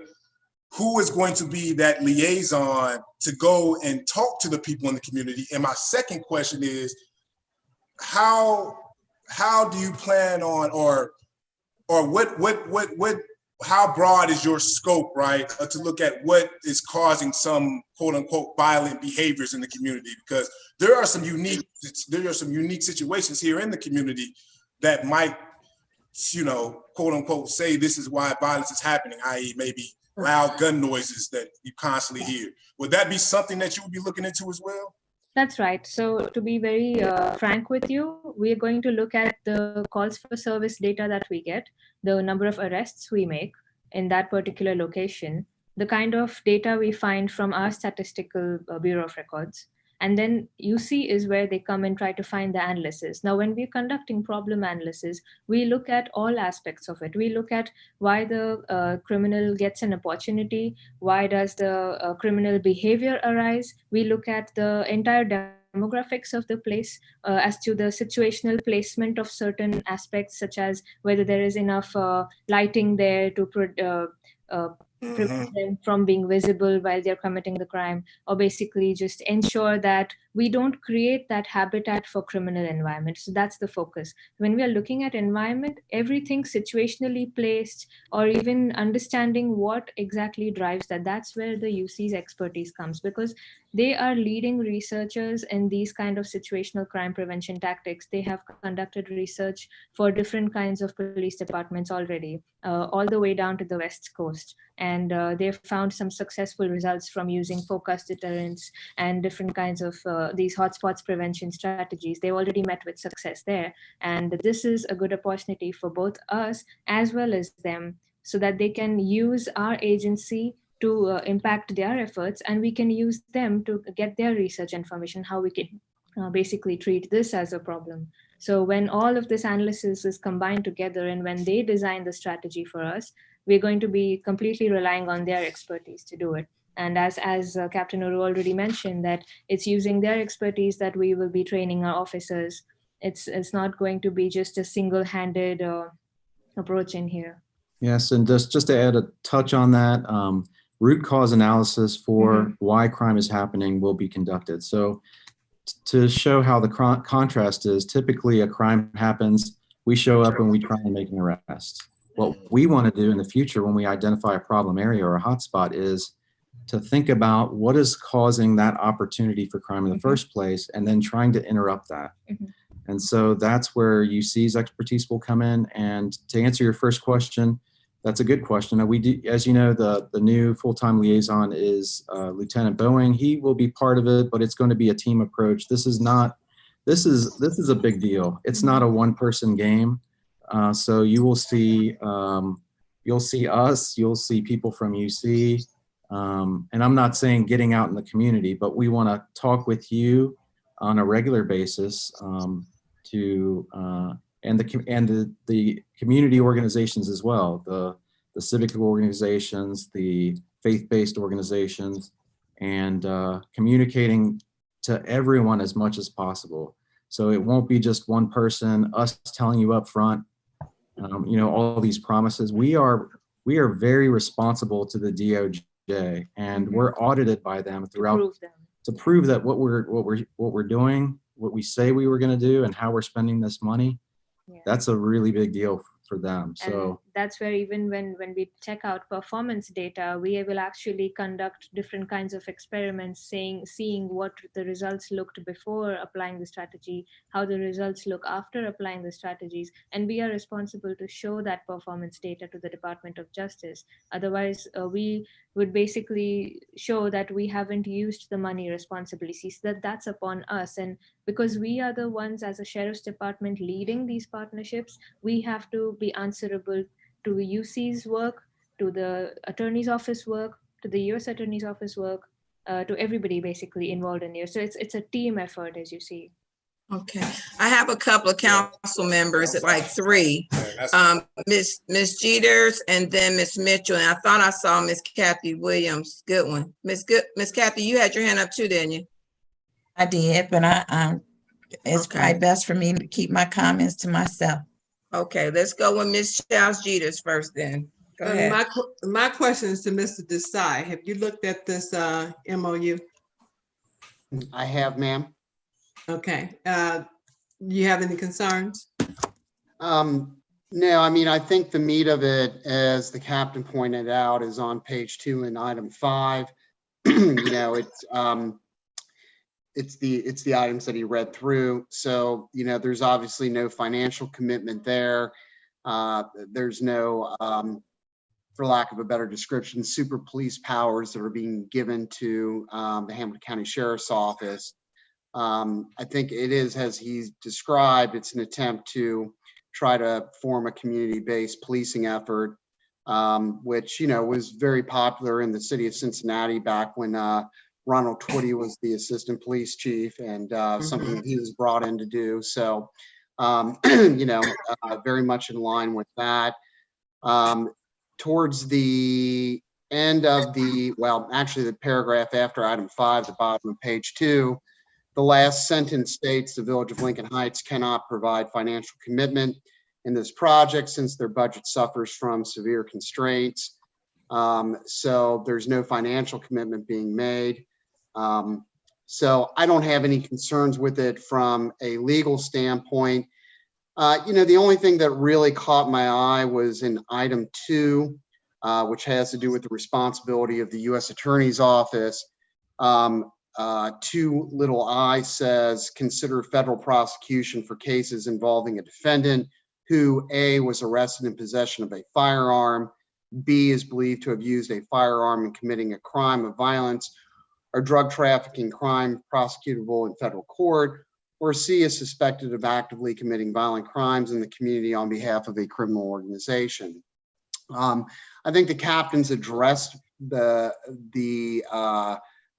purpose of this grant program. My concern when I read that before listening to his comments was, you know, there is always a bit of a concern, especially in communities that are not, you know, that are minority based, that, you know, we don't want to be singled out. We don't want to be targeted.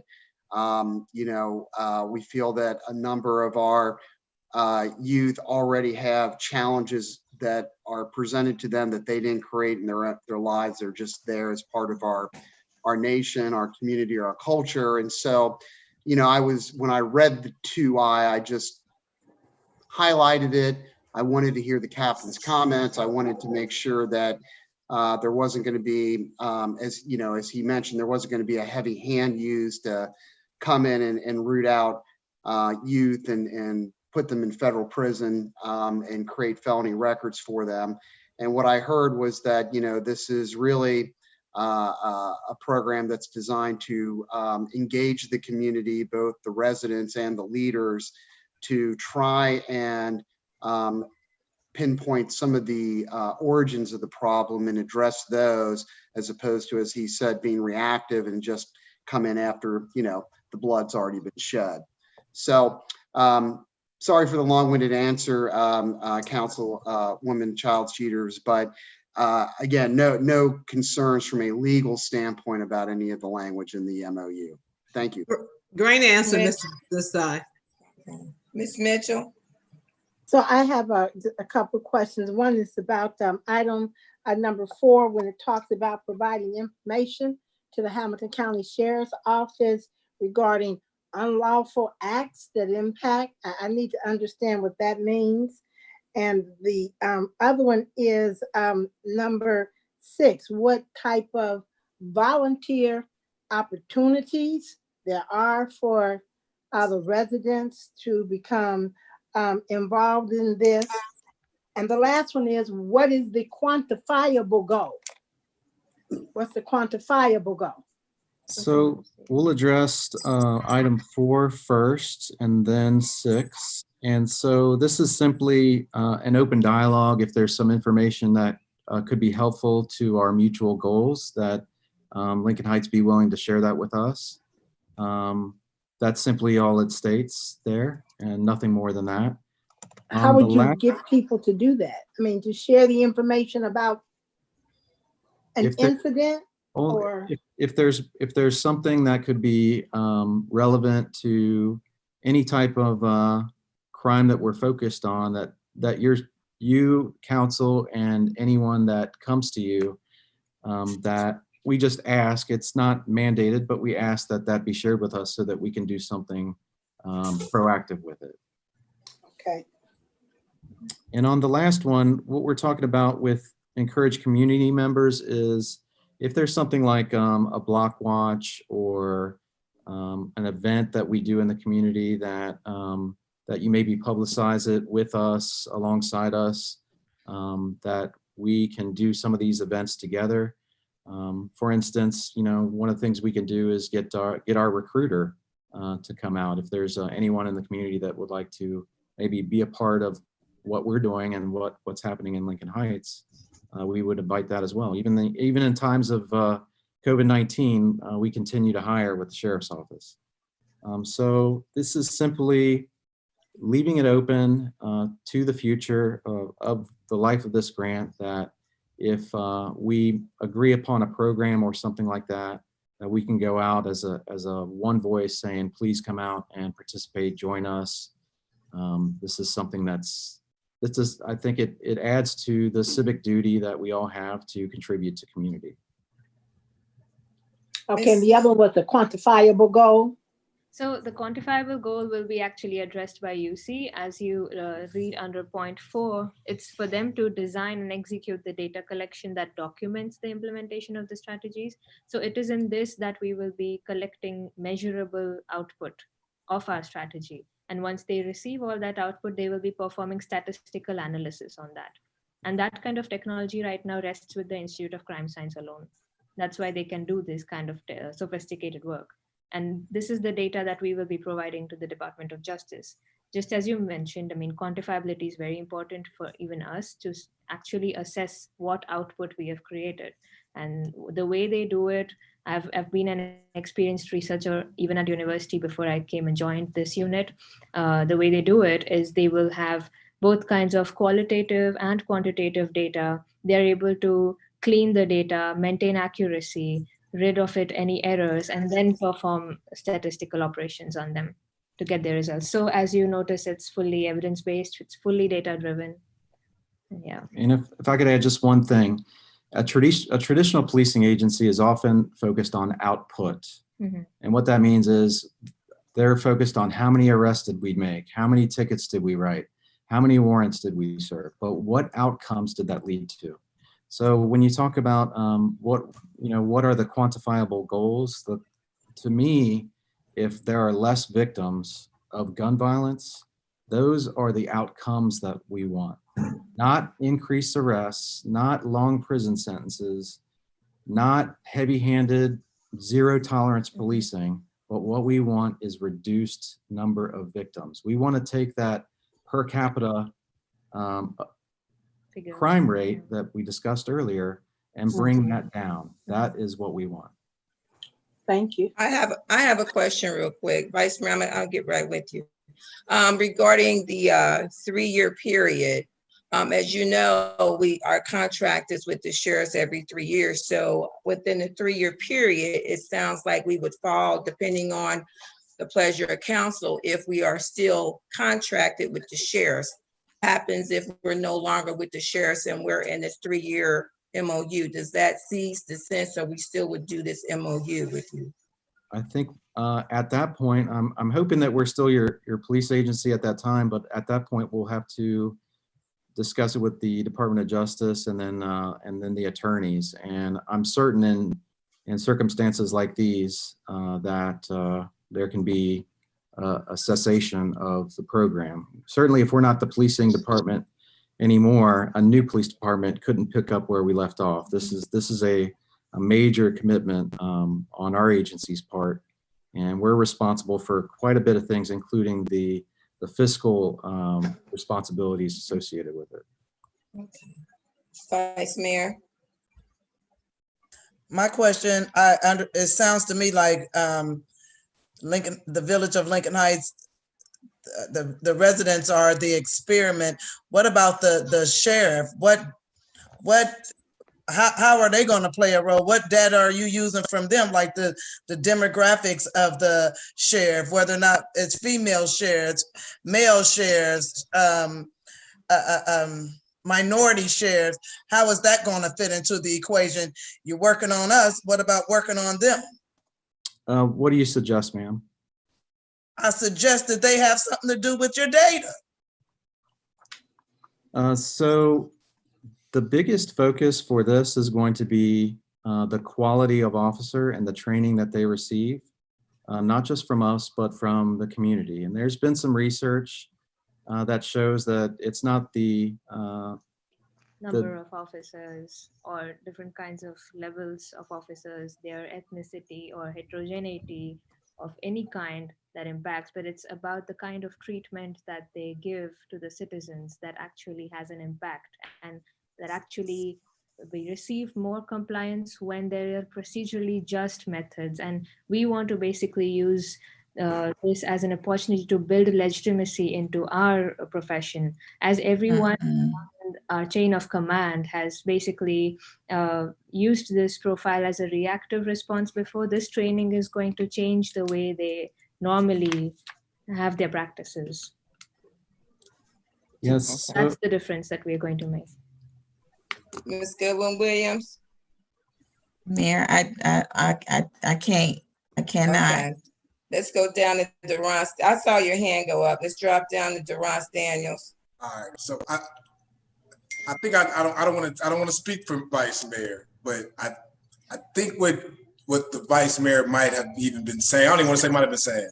So the environment that the community is in is going to obviously affect your data, correct? So the environment that we all live in is going to affect how the community members respond to your questioning, or how we go about trying to determine what are best police practices, correct? So I think what we're talking about is a part of that environment are the sheriffs that are currently in here now. So what are some of the practices that are doing right now or aren't doing right now that might be contributing to some of the quote unquote violent behavior that's going on in Lincoln Heights, which even still I would still kind of question that too. But yeah, I think I don't want to speak for you, Vice Mayor, but I think that might be some of the things that she's getting at, is that that the environment that is created in the community is also set by the sheriffs that are here, and maybe what they are doing or what they're not doing might be contributing to that as well. So we were wondering if that would be looked into as a part of the study. Well, what I can tell you is that if there's some sort of behavior that is occurring from the officers, this is going to be a highly scrutinized effort. And we're going to pay very close attention to the officers and what they're doing. We're going to train them on what behaviors we do and don't want them to perform. And so probably more so than just simple OIC being in charge and supervisors being on duty at night, we are going to very closely monitor what we tell our officers, how we train them, how we want them to interact with the community, and the repercussions for when they don't act the way we want them to. Now, I can tell you, as a captain in this organization, I have the authority to have someone removed or disciplined. They have no choice but to perform the behaviors that I tell them to. That's my authority as a captain here. And so if they refuse, which they can't refuse, then they are either disciplined or they're moved on or they're put on desk duty. Or what I can tell you is that I won't have it. If someone is there going against our wishes for what we want in the community, then that will be dealt with very, very swiftly, because, you know, one bad apple can honestly ruin all of this. Yeah. And there's too much at stake for that. And I just want, I don't know if there's any skeptical minds out there, but our intent is truly to reduce that. We're at a crossroads here where we can either say, we're going to continue doing this traditional reactive type of policing, or we can try something together to do something much different, much more innovative and proven across the country and much of it across the world, that this is how crime is solved and communities can improve. And that is our true desire. You know, that's why we brought her on here. She's got a brilliant mind for research and for intelligence analysis. And I could have continued my career in criminal justice or as the CIS commander, but I wanted to break away from that because I see that this agency needs a dramatic shift. Mm-hmm. I hope that you want to join with us in doing this, but if you don't, that'll be disappointing, but the agency is still going to move towards problem-oriented and community-based and evidence-based policing practices, because that's what is demanded from our profession. Mayor. Yes. I do want to say something. So one, I guess I'm just really bothered that we're even having to have this conversation from both perspectives.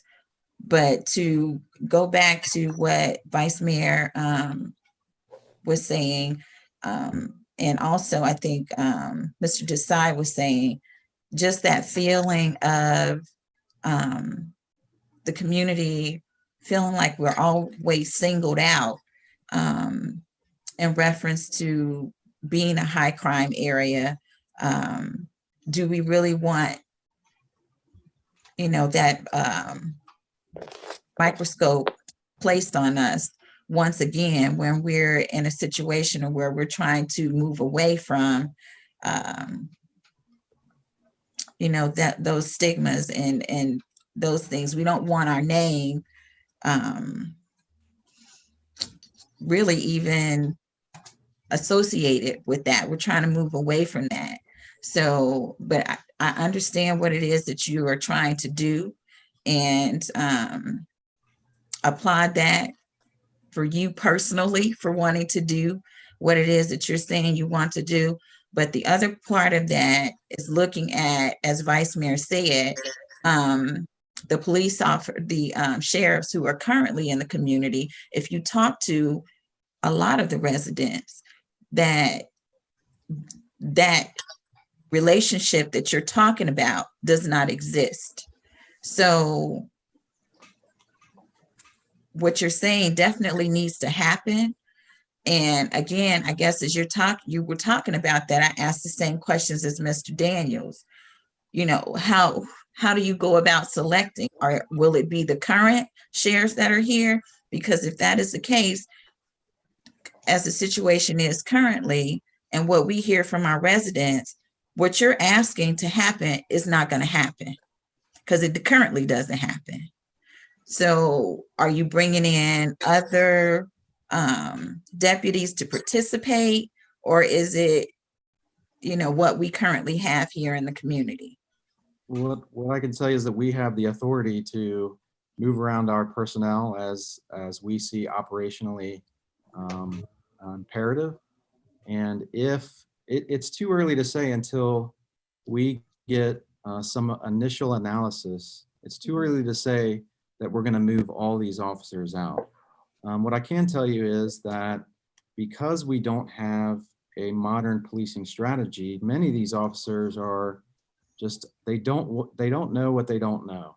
In fact, until I went to UC, I didn't know anything about that I'm speaking to you about now. And that it turned a light on to me that we have got to change what we're doing.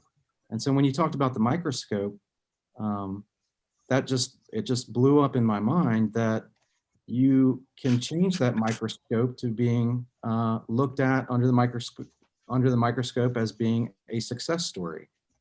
And that's what we want here, is not to shame Lincoln Heights into a terrible stigma. What we want is truly to reduce the crime so that you can invite residents to feel safe to come in and move to some of the areas that may be unsafe now. So, you know, this is what we can't do is change everything about Lincoln Heights, but what we can control as a law enforcement agency is the crime. And that's our responsibility, and that's our commitment. And that's why we're trying to do something new and different. But it's not new and different in that we're testing it out as, and Lincoln Heights is the guinea pig. We're looking and using UC's guidance to see what's worked elsewhere. And not just to reduce crime, but also to bring long-lasting partnership between the community, and so that crime stays down. And that's why these methods are not just simply intended to reduce crime and then after 3 years we all move on.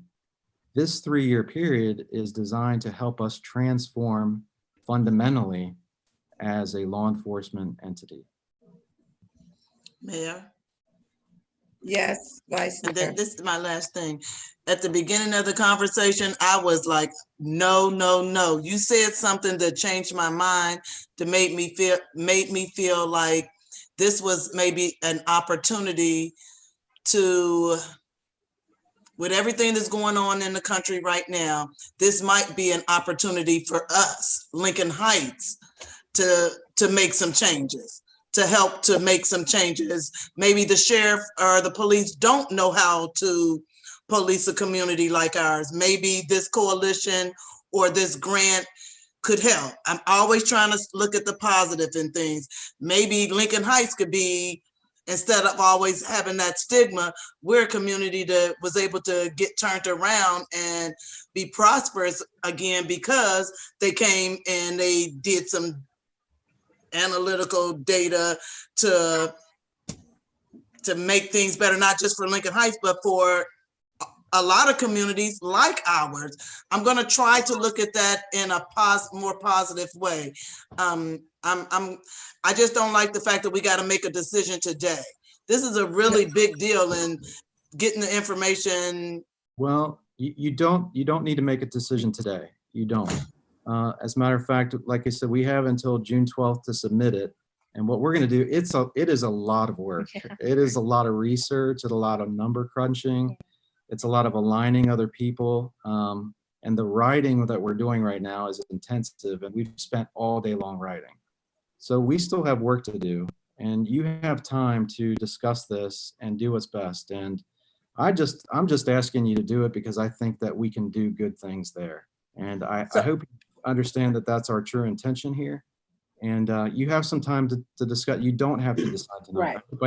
Right. So that's what I was going to say. We have another council meeting coming up, and normally this would have probably went into safety to talk again, but our safety meeting is not to the third week in June. So we do have another council meeting together to make that decision. And since we all just got it, that'll give council time to look that over and make a decision that we'll reach when we meet on the second Monday of June.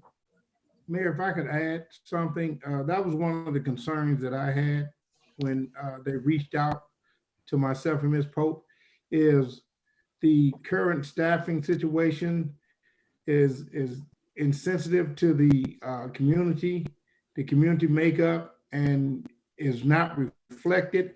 And that was one of the concerns that I voiced, that I'm supportive of anything that's, improves the community. But when you talk about building trust in a community of color, how are you going to do it by avoiding the fact that there's no diversity there? Until that is addressed, I'm really kind of skeptical. That has to be one of the number one things that has to come out of this in addition, because if you keep the current staffing levels that are totally insensitive to this community, then I really just don't see how it's going to be a win-win, especially for the community. may I say this? You actually answered your question in this last sentence. You said that the staffing that is there right now is insensitive to the community, and we are trying to make them sensitive through this project. And I'm talking about diversity. I agree. Not just the ones that are there, not sensitivity training. If you're gonna get the people in this community of color to come out, they're gonna have to be able to relate to people that they feel comfortable. I mean, it doesn't have to be all one or the other, but we need some diversity. Yes, point. I could just I'm sorry, Mr. Dukes. Go, I'm done. Go If ahead, I could Mr. just Design. interject and just kind of speak to what Mr. Duke's talking about from historical perspective. It was in 2015 that we disbanded our police department and brought in the Hamilton County Sheriff's Office. Lieutenant David Daughtery was the lieutenant assigned to Lincoln Heights. Part of the contract that we put together in the negotiations with the Sheriff's Office was that we were going to have ethnically diverse police force in Lincoln Heights. That has not continued to this day. Lieutenant Daughtery also was here for, in a 5-year time period, relatively speaking, was here for some time. I believe he was here for over a year. After that, we had Lieutenant Jeff Gramke come in. He was here for a decent period of time. But after that, it has become somewhat of a revolving door. For advancement. And we've seen other things. So those would be the first two items I would raise. That the third thing we've seen is that at one point, a couple years ago, the Lincoln Heights Police Department was actually being used as, I'm going to call it a hub. So even officers that were not necessarily assigned here were coming in their personal cars and then getting their police vehicles or reporting whatever it is exactly that, that protocol is when you start your shift. That presence of police officers, even though they weren't necessarily actively patrolling, was beneficial to the Lincoln Heights. So what Mr. Dukes is talking about, and I think some of what you're hearing from some of the council members about, is that all communities are different, right? Indian Hill is a different community, than Amelia, and different than Anderson Township. So the two things that we've had the biggest concern of, at least in my mind, have been that we've not had an ethnically diverse deputy patrol force here, and two, that we don't seem to have any continuity in the lieutenant that's actually here physically building the relationship with the community, because Lieutenant Daughtery actually did a pretty good job of that. In fact, now I don't even think we have a lieutenant anymore. I think, we have a captain, if I'm not mistaken. So, and it may even be a sergeant. And please take those comments as constructive comments, just from, what I have seen and the things I've heard over the last 5 years. I think what Mr. Dukes is talking about and what you've heard some council members talk about, those are the things that I can sort of pinpoint for you. And I hope that helps a little bit. I understand, and there is a lieutenant assigned there now, Lieutenant Boeing. He was just assigned so he should be there for some time.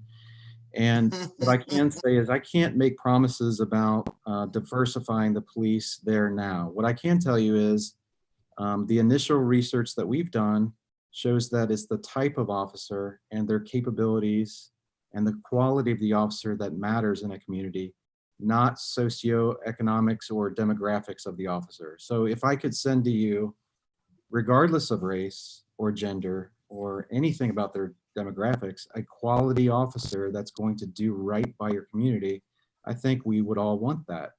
Now, if the University of Cincinnati, if they can show some sort of evidence that that type of diversity may matter in this case, then that's what we're working towards, is evidence-based policing.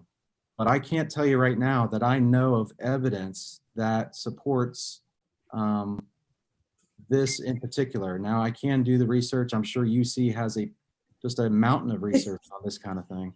And I can promise you that if that is going to matter, then that's what we'll look at in implementing. I just upfront, until UC does their analysis, I can't tell you what direction we will go, except for the quality of officer and what they are doing and how they behave and what we expect of them.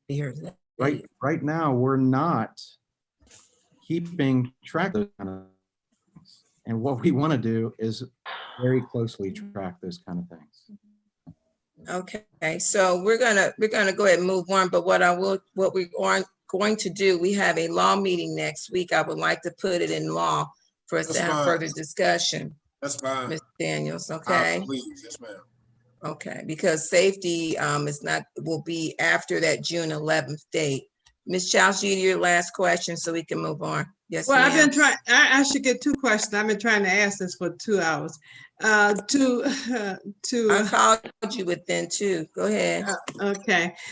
So when you talk about a community and and the community asks for diversity and we don't get it, if we send all Black officers to Indian Hills, you think they would change that philosophy?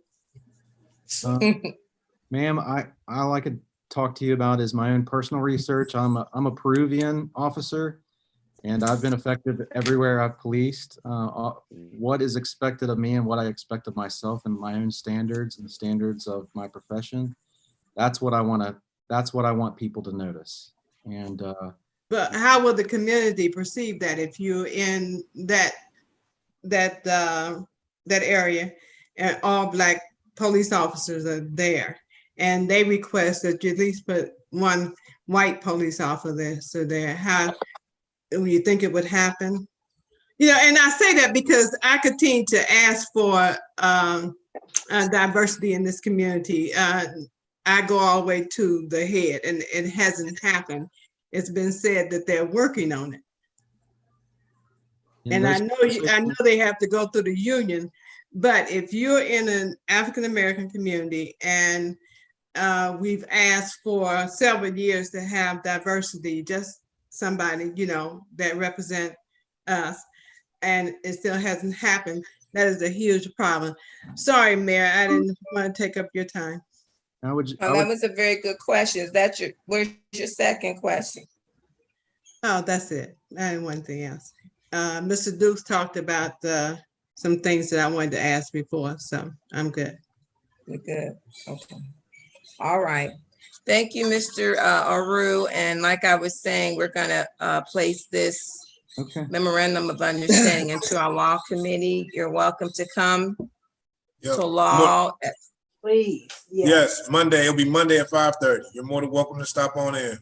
Monday at 5:30. And yeah, if you have any questions on the meantime, you can always email me. Mr. Dukes has my contact information. I know we took a lot of your time tonight.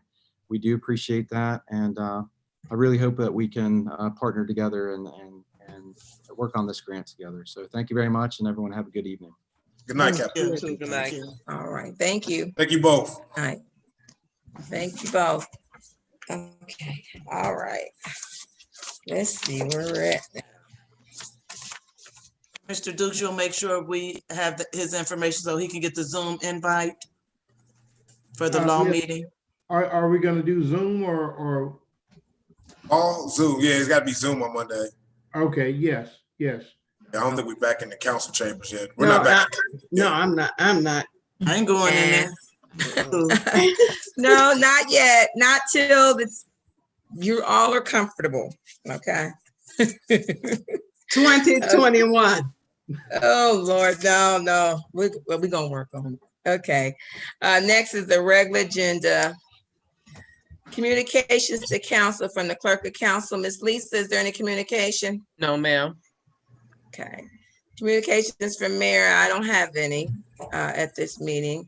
Communication from the village manager, Mr. Duke.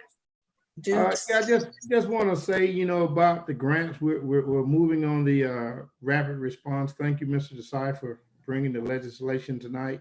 And we're looking to go ahead and we need to get moving on the Memorial Field grant and get those things moving as well, so we can get the improvements in place there. That's about all I have right now. Just, you know, the grants that are out there, and we really kind of need to take a note from the sheriff department and go after a few of those multi-million-dollar grants ourselves to kind of bring into the community, because that's one of the things that I was asking was what are going to be the programming and project funds that will be a result of it. Because if it's just a study and it's not going to allow us to fix broken windows and provide opportunities for our residents, then, you know, what good is it going to really be? The personnel.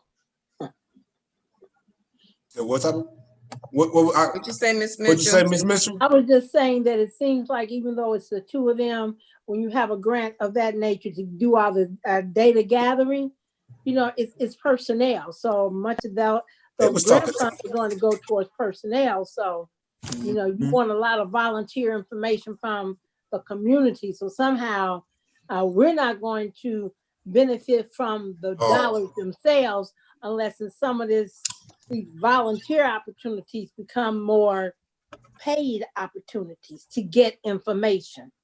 They were talking technology as the biggest part. That was my biggest thing. I'm sorry. We're gonna talk about it in law because y'all keep on. I know this is a hot topic. Yes, this is a hot topic. So I'm looking forward to the law meeting Monday. Okay. Next is old business. Any old business? I think it was we had talked about Miss Lisa. You was supposed to mention about COVID again, but it was left off. But just wanted to mention to the residents that Mayor's Court. You left it off. It's okay. But it's I just on wanted the to mention. amended. It's on the amended agenda. It's on the amended. Yes, I didn't have a chance to print it.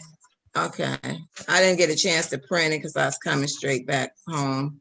But just wanted to mention to the residents about the update in case they came in at the last minute, just to mention about the dates again for the residents that are watching. For as May 26th, today's day, the beginning of miniature golf, batting cages, bowling alleys, and then also starting Monday, the beginning of catering and banquet centers may be open if they can meet required safety protocols.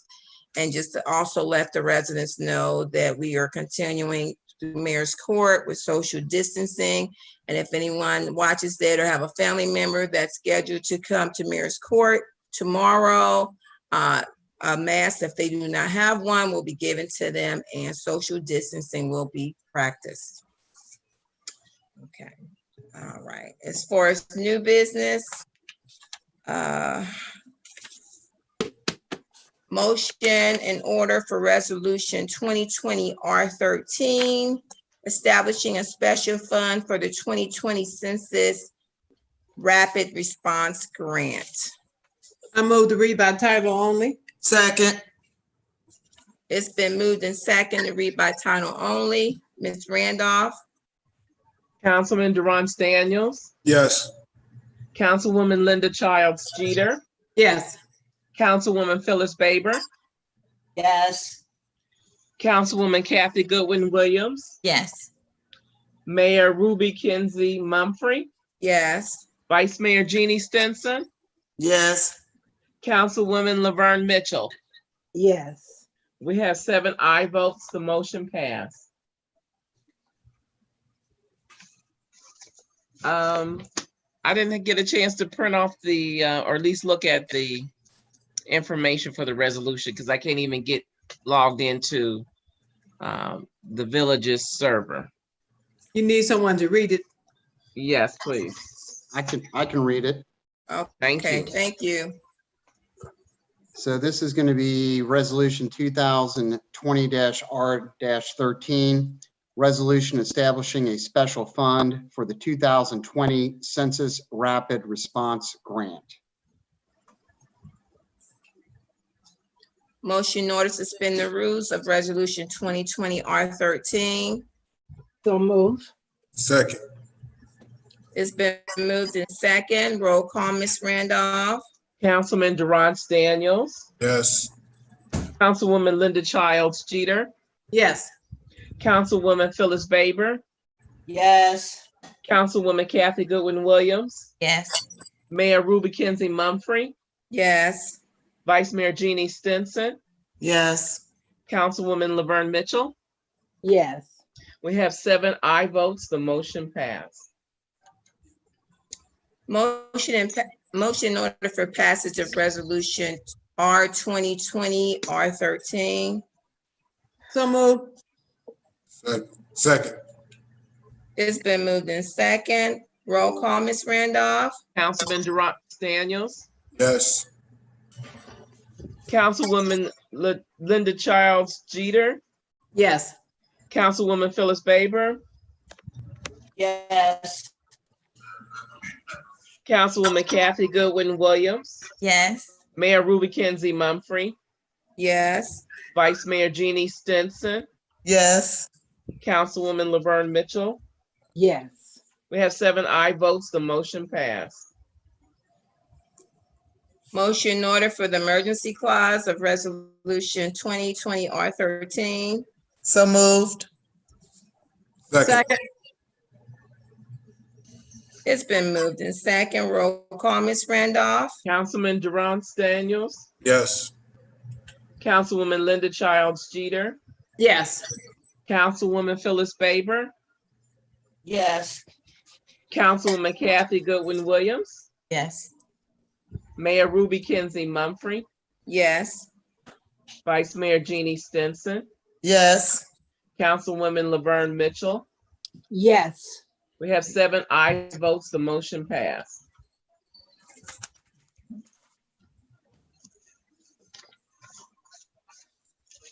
Motion in order to read by title only for resolution 2020 R14, resolution accepting the 2020 Census Rapid Response Grant. So move. Second. It's been moved in second. Roll call, Ms. Randolph. Councilman Durant Daniels, Yes. Councilwoman Linda Childs Jeter, Yes. Councilwoman Phyllis Baber, Yes. Councilwoman Kathy Goodwin Williams, Yes. Mayor Ruby Kenzie Mumfree, Yes. Councilwoman Laverne Mitchell, Yes. Vice Mayor Jeannie Stinson. Yes. 7 aye votes, motion passed. Attorney Desai, can you read that, please? Sure, this is the first reading. Resolution number 2020-R-14, resolution accepting 2020 Census Rapid Response Grant. I like. Mhm. Is this is the second one, correct? Yeah, this is Ben. I like the motion that we just read it by title only, right? Yeah, we're on suspension. Well, let's suspend it. I motion we suspend it. Second. I understand, Vice Mayor. Okay, it's been moved in second. Roll call, Ms. Randolph. Councilman Durant Daniels, Yes. Councilwoman Linda Childs Jeter, Yes. Councilwoman Phyllis Baber, Yes. Councilwoman Kathy Goodwin Williams, Yes. Mayor Ruby Kenzie Mumfree, Yes. Councilwoman Laverne Mitchell, Yes. Vice Mayor Jeannie Stinson. Yes. We have 7 aye votes. The motion passed. Motion in order for passage of resolution 2020 R14. So move. Second. It's been moved in second. Roll call, Ms. Randolph. Councilman Durant Daniels, Yes. Councilwoman Linda Childs Jeter, Yes. Councilwoman Phyllis Baber, Yes. Councilwoman Kathy Goodwin Williams, Yes. Mayor Ruby Kenzie Mumfree, Yes. Vice Mayor Jeannie Stinson, Yes. Councilwoman Laverne Mitchell. Yes. We have 7 aye votes. The motion passed. Motion in order for the emergency clause of resolution 2020 R14. Motion. Second. Okay, it's been moved in second. Roll call, Ms. Randolph. Councilman Durance Daniels, Yes. Councilwoman Linda Childs Jeter, Yes. Councilwoman Phyllis Faber, Yes. Councilwoman Kathy Goodwin Williams, Yes. Mayor Ruby Kenzie Mumphrey, Yes. Vice Mayor Jeannie Stinson, Yes. Councilwoman Laverne Mitchell. Yes. We have 7 aye votes. The motion passed. All right. Next is miscellaneous business. Any Mayor, miscellaneous? Yes, ma'am. I'd like to motion that we do the parade for the graduating class of 2020 for Lincoln Heights. To do the parade. To do the senior parade. Okay. On June the 20th. Okay. Yes, ma'am. There's a motion. I second it. I second that motion that the Village of Lincoln Heights participates in a parade for the seniors of the class of 2020 on June the 20th.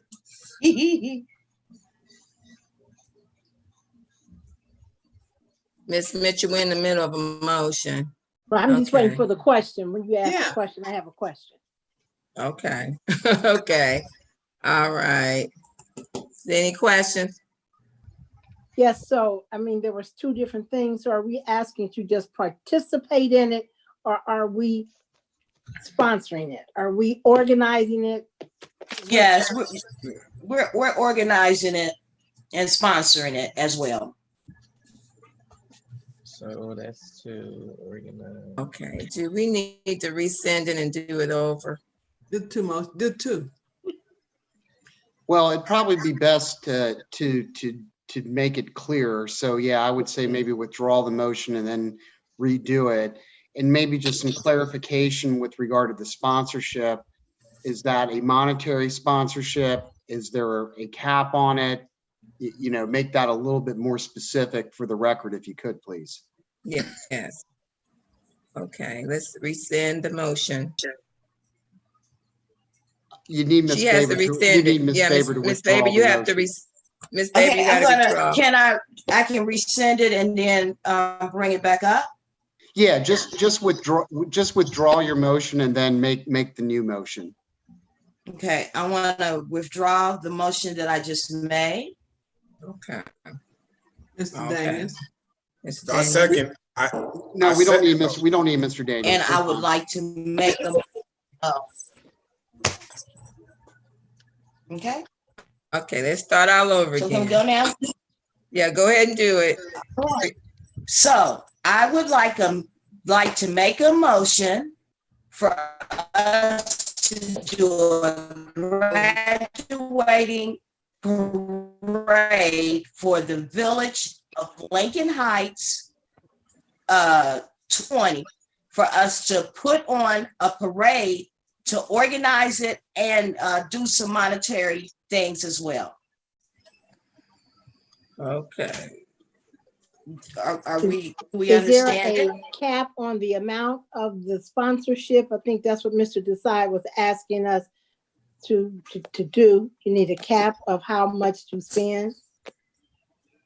Can we? It's hard to decide because they haven't given us any dollars or invoice on it. Can I ask a question? Just for the sake of the motion, can we make the cap 5,800? And the only reason I throw out that number because that's what's allocated. No, I'm just asking. I'm not saying we're going to spend that much. I'm saying can we make the cap 5,800 because that's what's allocated to the recreation budget right now anyway. For the sake of the motion, not saying spend 5,800, just make the cap at 5,800 because that's what's in our budget.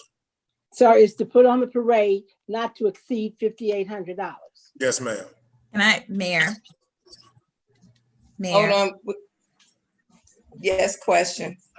Yeah, I have a question. So does the motion include the baccalaureate as well? Does that need to be included in the motion? Baccalaureate. The whole program. It's the whole program, right?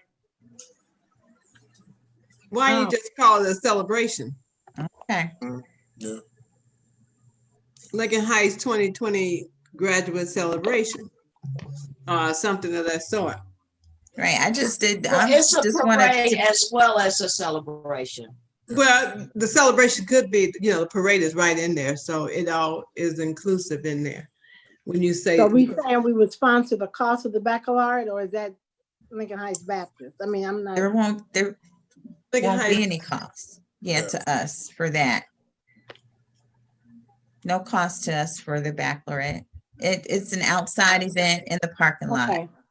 So just a Okay. 2020 celebration, whatever that involves. Yes. Okay. So we got to go back to the motion. Right now, we have a motion on the floor. I did not hear a second. No, I I second everything that we just restate talked the about. motion? Can we restate? think they the want it restated. Well, so, I mean, the motion that I'm hearing is, and we can have Ms. Baber withdraw this one and put forth one that I think, you know, it sounds like everyone's looking for, but it's basically a motion for the village to organize and sponsor a parade / celebration for the graduating seniors of Lincoln Heights in 2020, up to an amount not to exceed $5,800. So moved. Well, She got me. we've got Ms. Baber's motion still out on the floor. So Ms. Baber, if you don't mind, and I apologize, I appreciate your patience. I promise you that my motion sound exactly like what you just said. Stop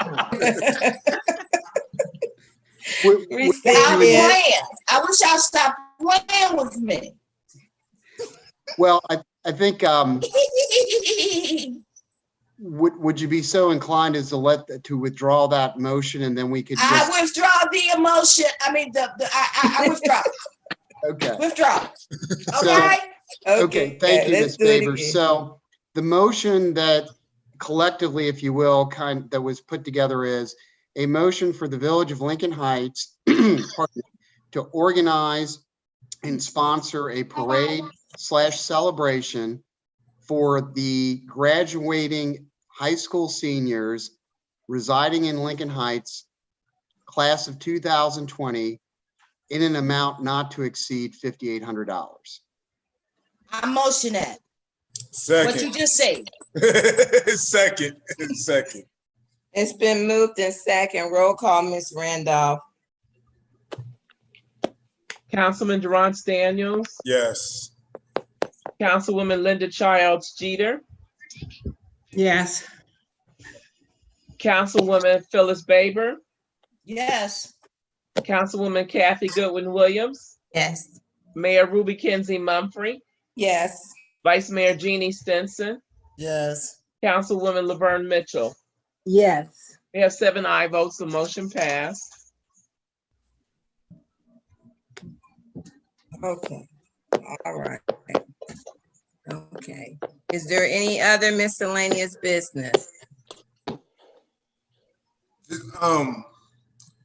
I'll just put it out there on this note. Spoke with a fellow from the Hamilton County Health, I believe, Mr. Bell. He was saying that we have a potential of getting a mass number of PPE equipment, specifically masks for our seniors. So that should be taking place within the next 2 weeks. He spoke with Mr. Dukes and Ms. Donna Pope as well. And we just spoke today. So I know we were talking about just disseminating different items and census things as well. And we're talking about masks as people come in for Mayor's Court. Hamilton County should be donating a bunch of masks for us as well that we can give out to our seniors, and that we also should be able to use for Mayor's Court as well. Yeah, Mr. Daniels, I actually forwarded on to Ms. Pope, and they've been ordered. She has to pick them up at It's up in Chevy at sometime this week. Great, that's great.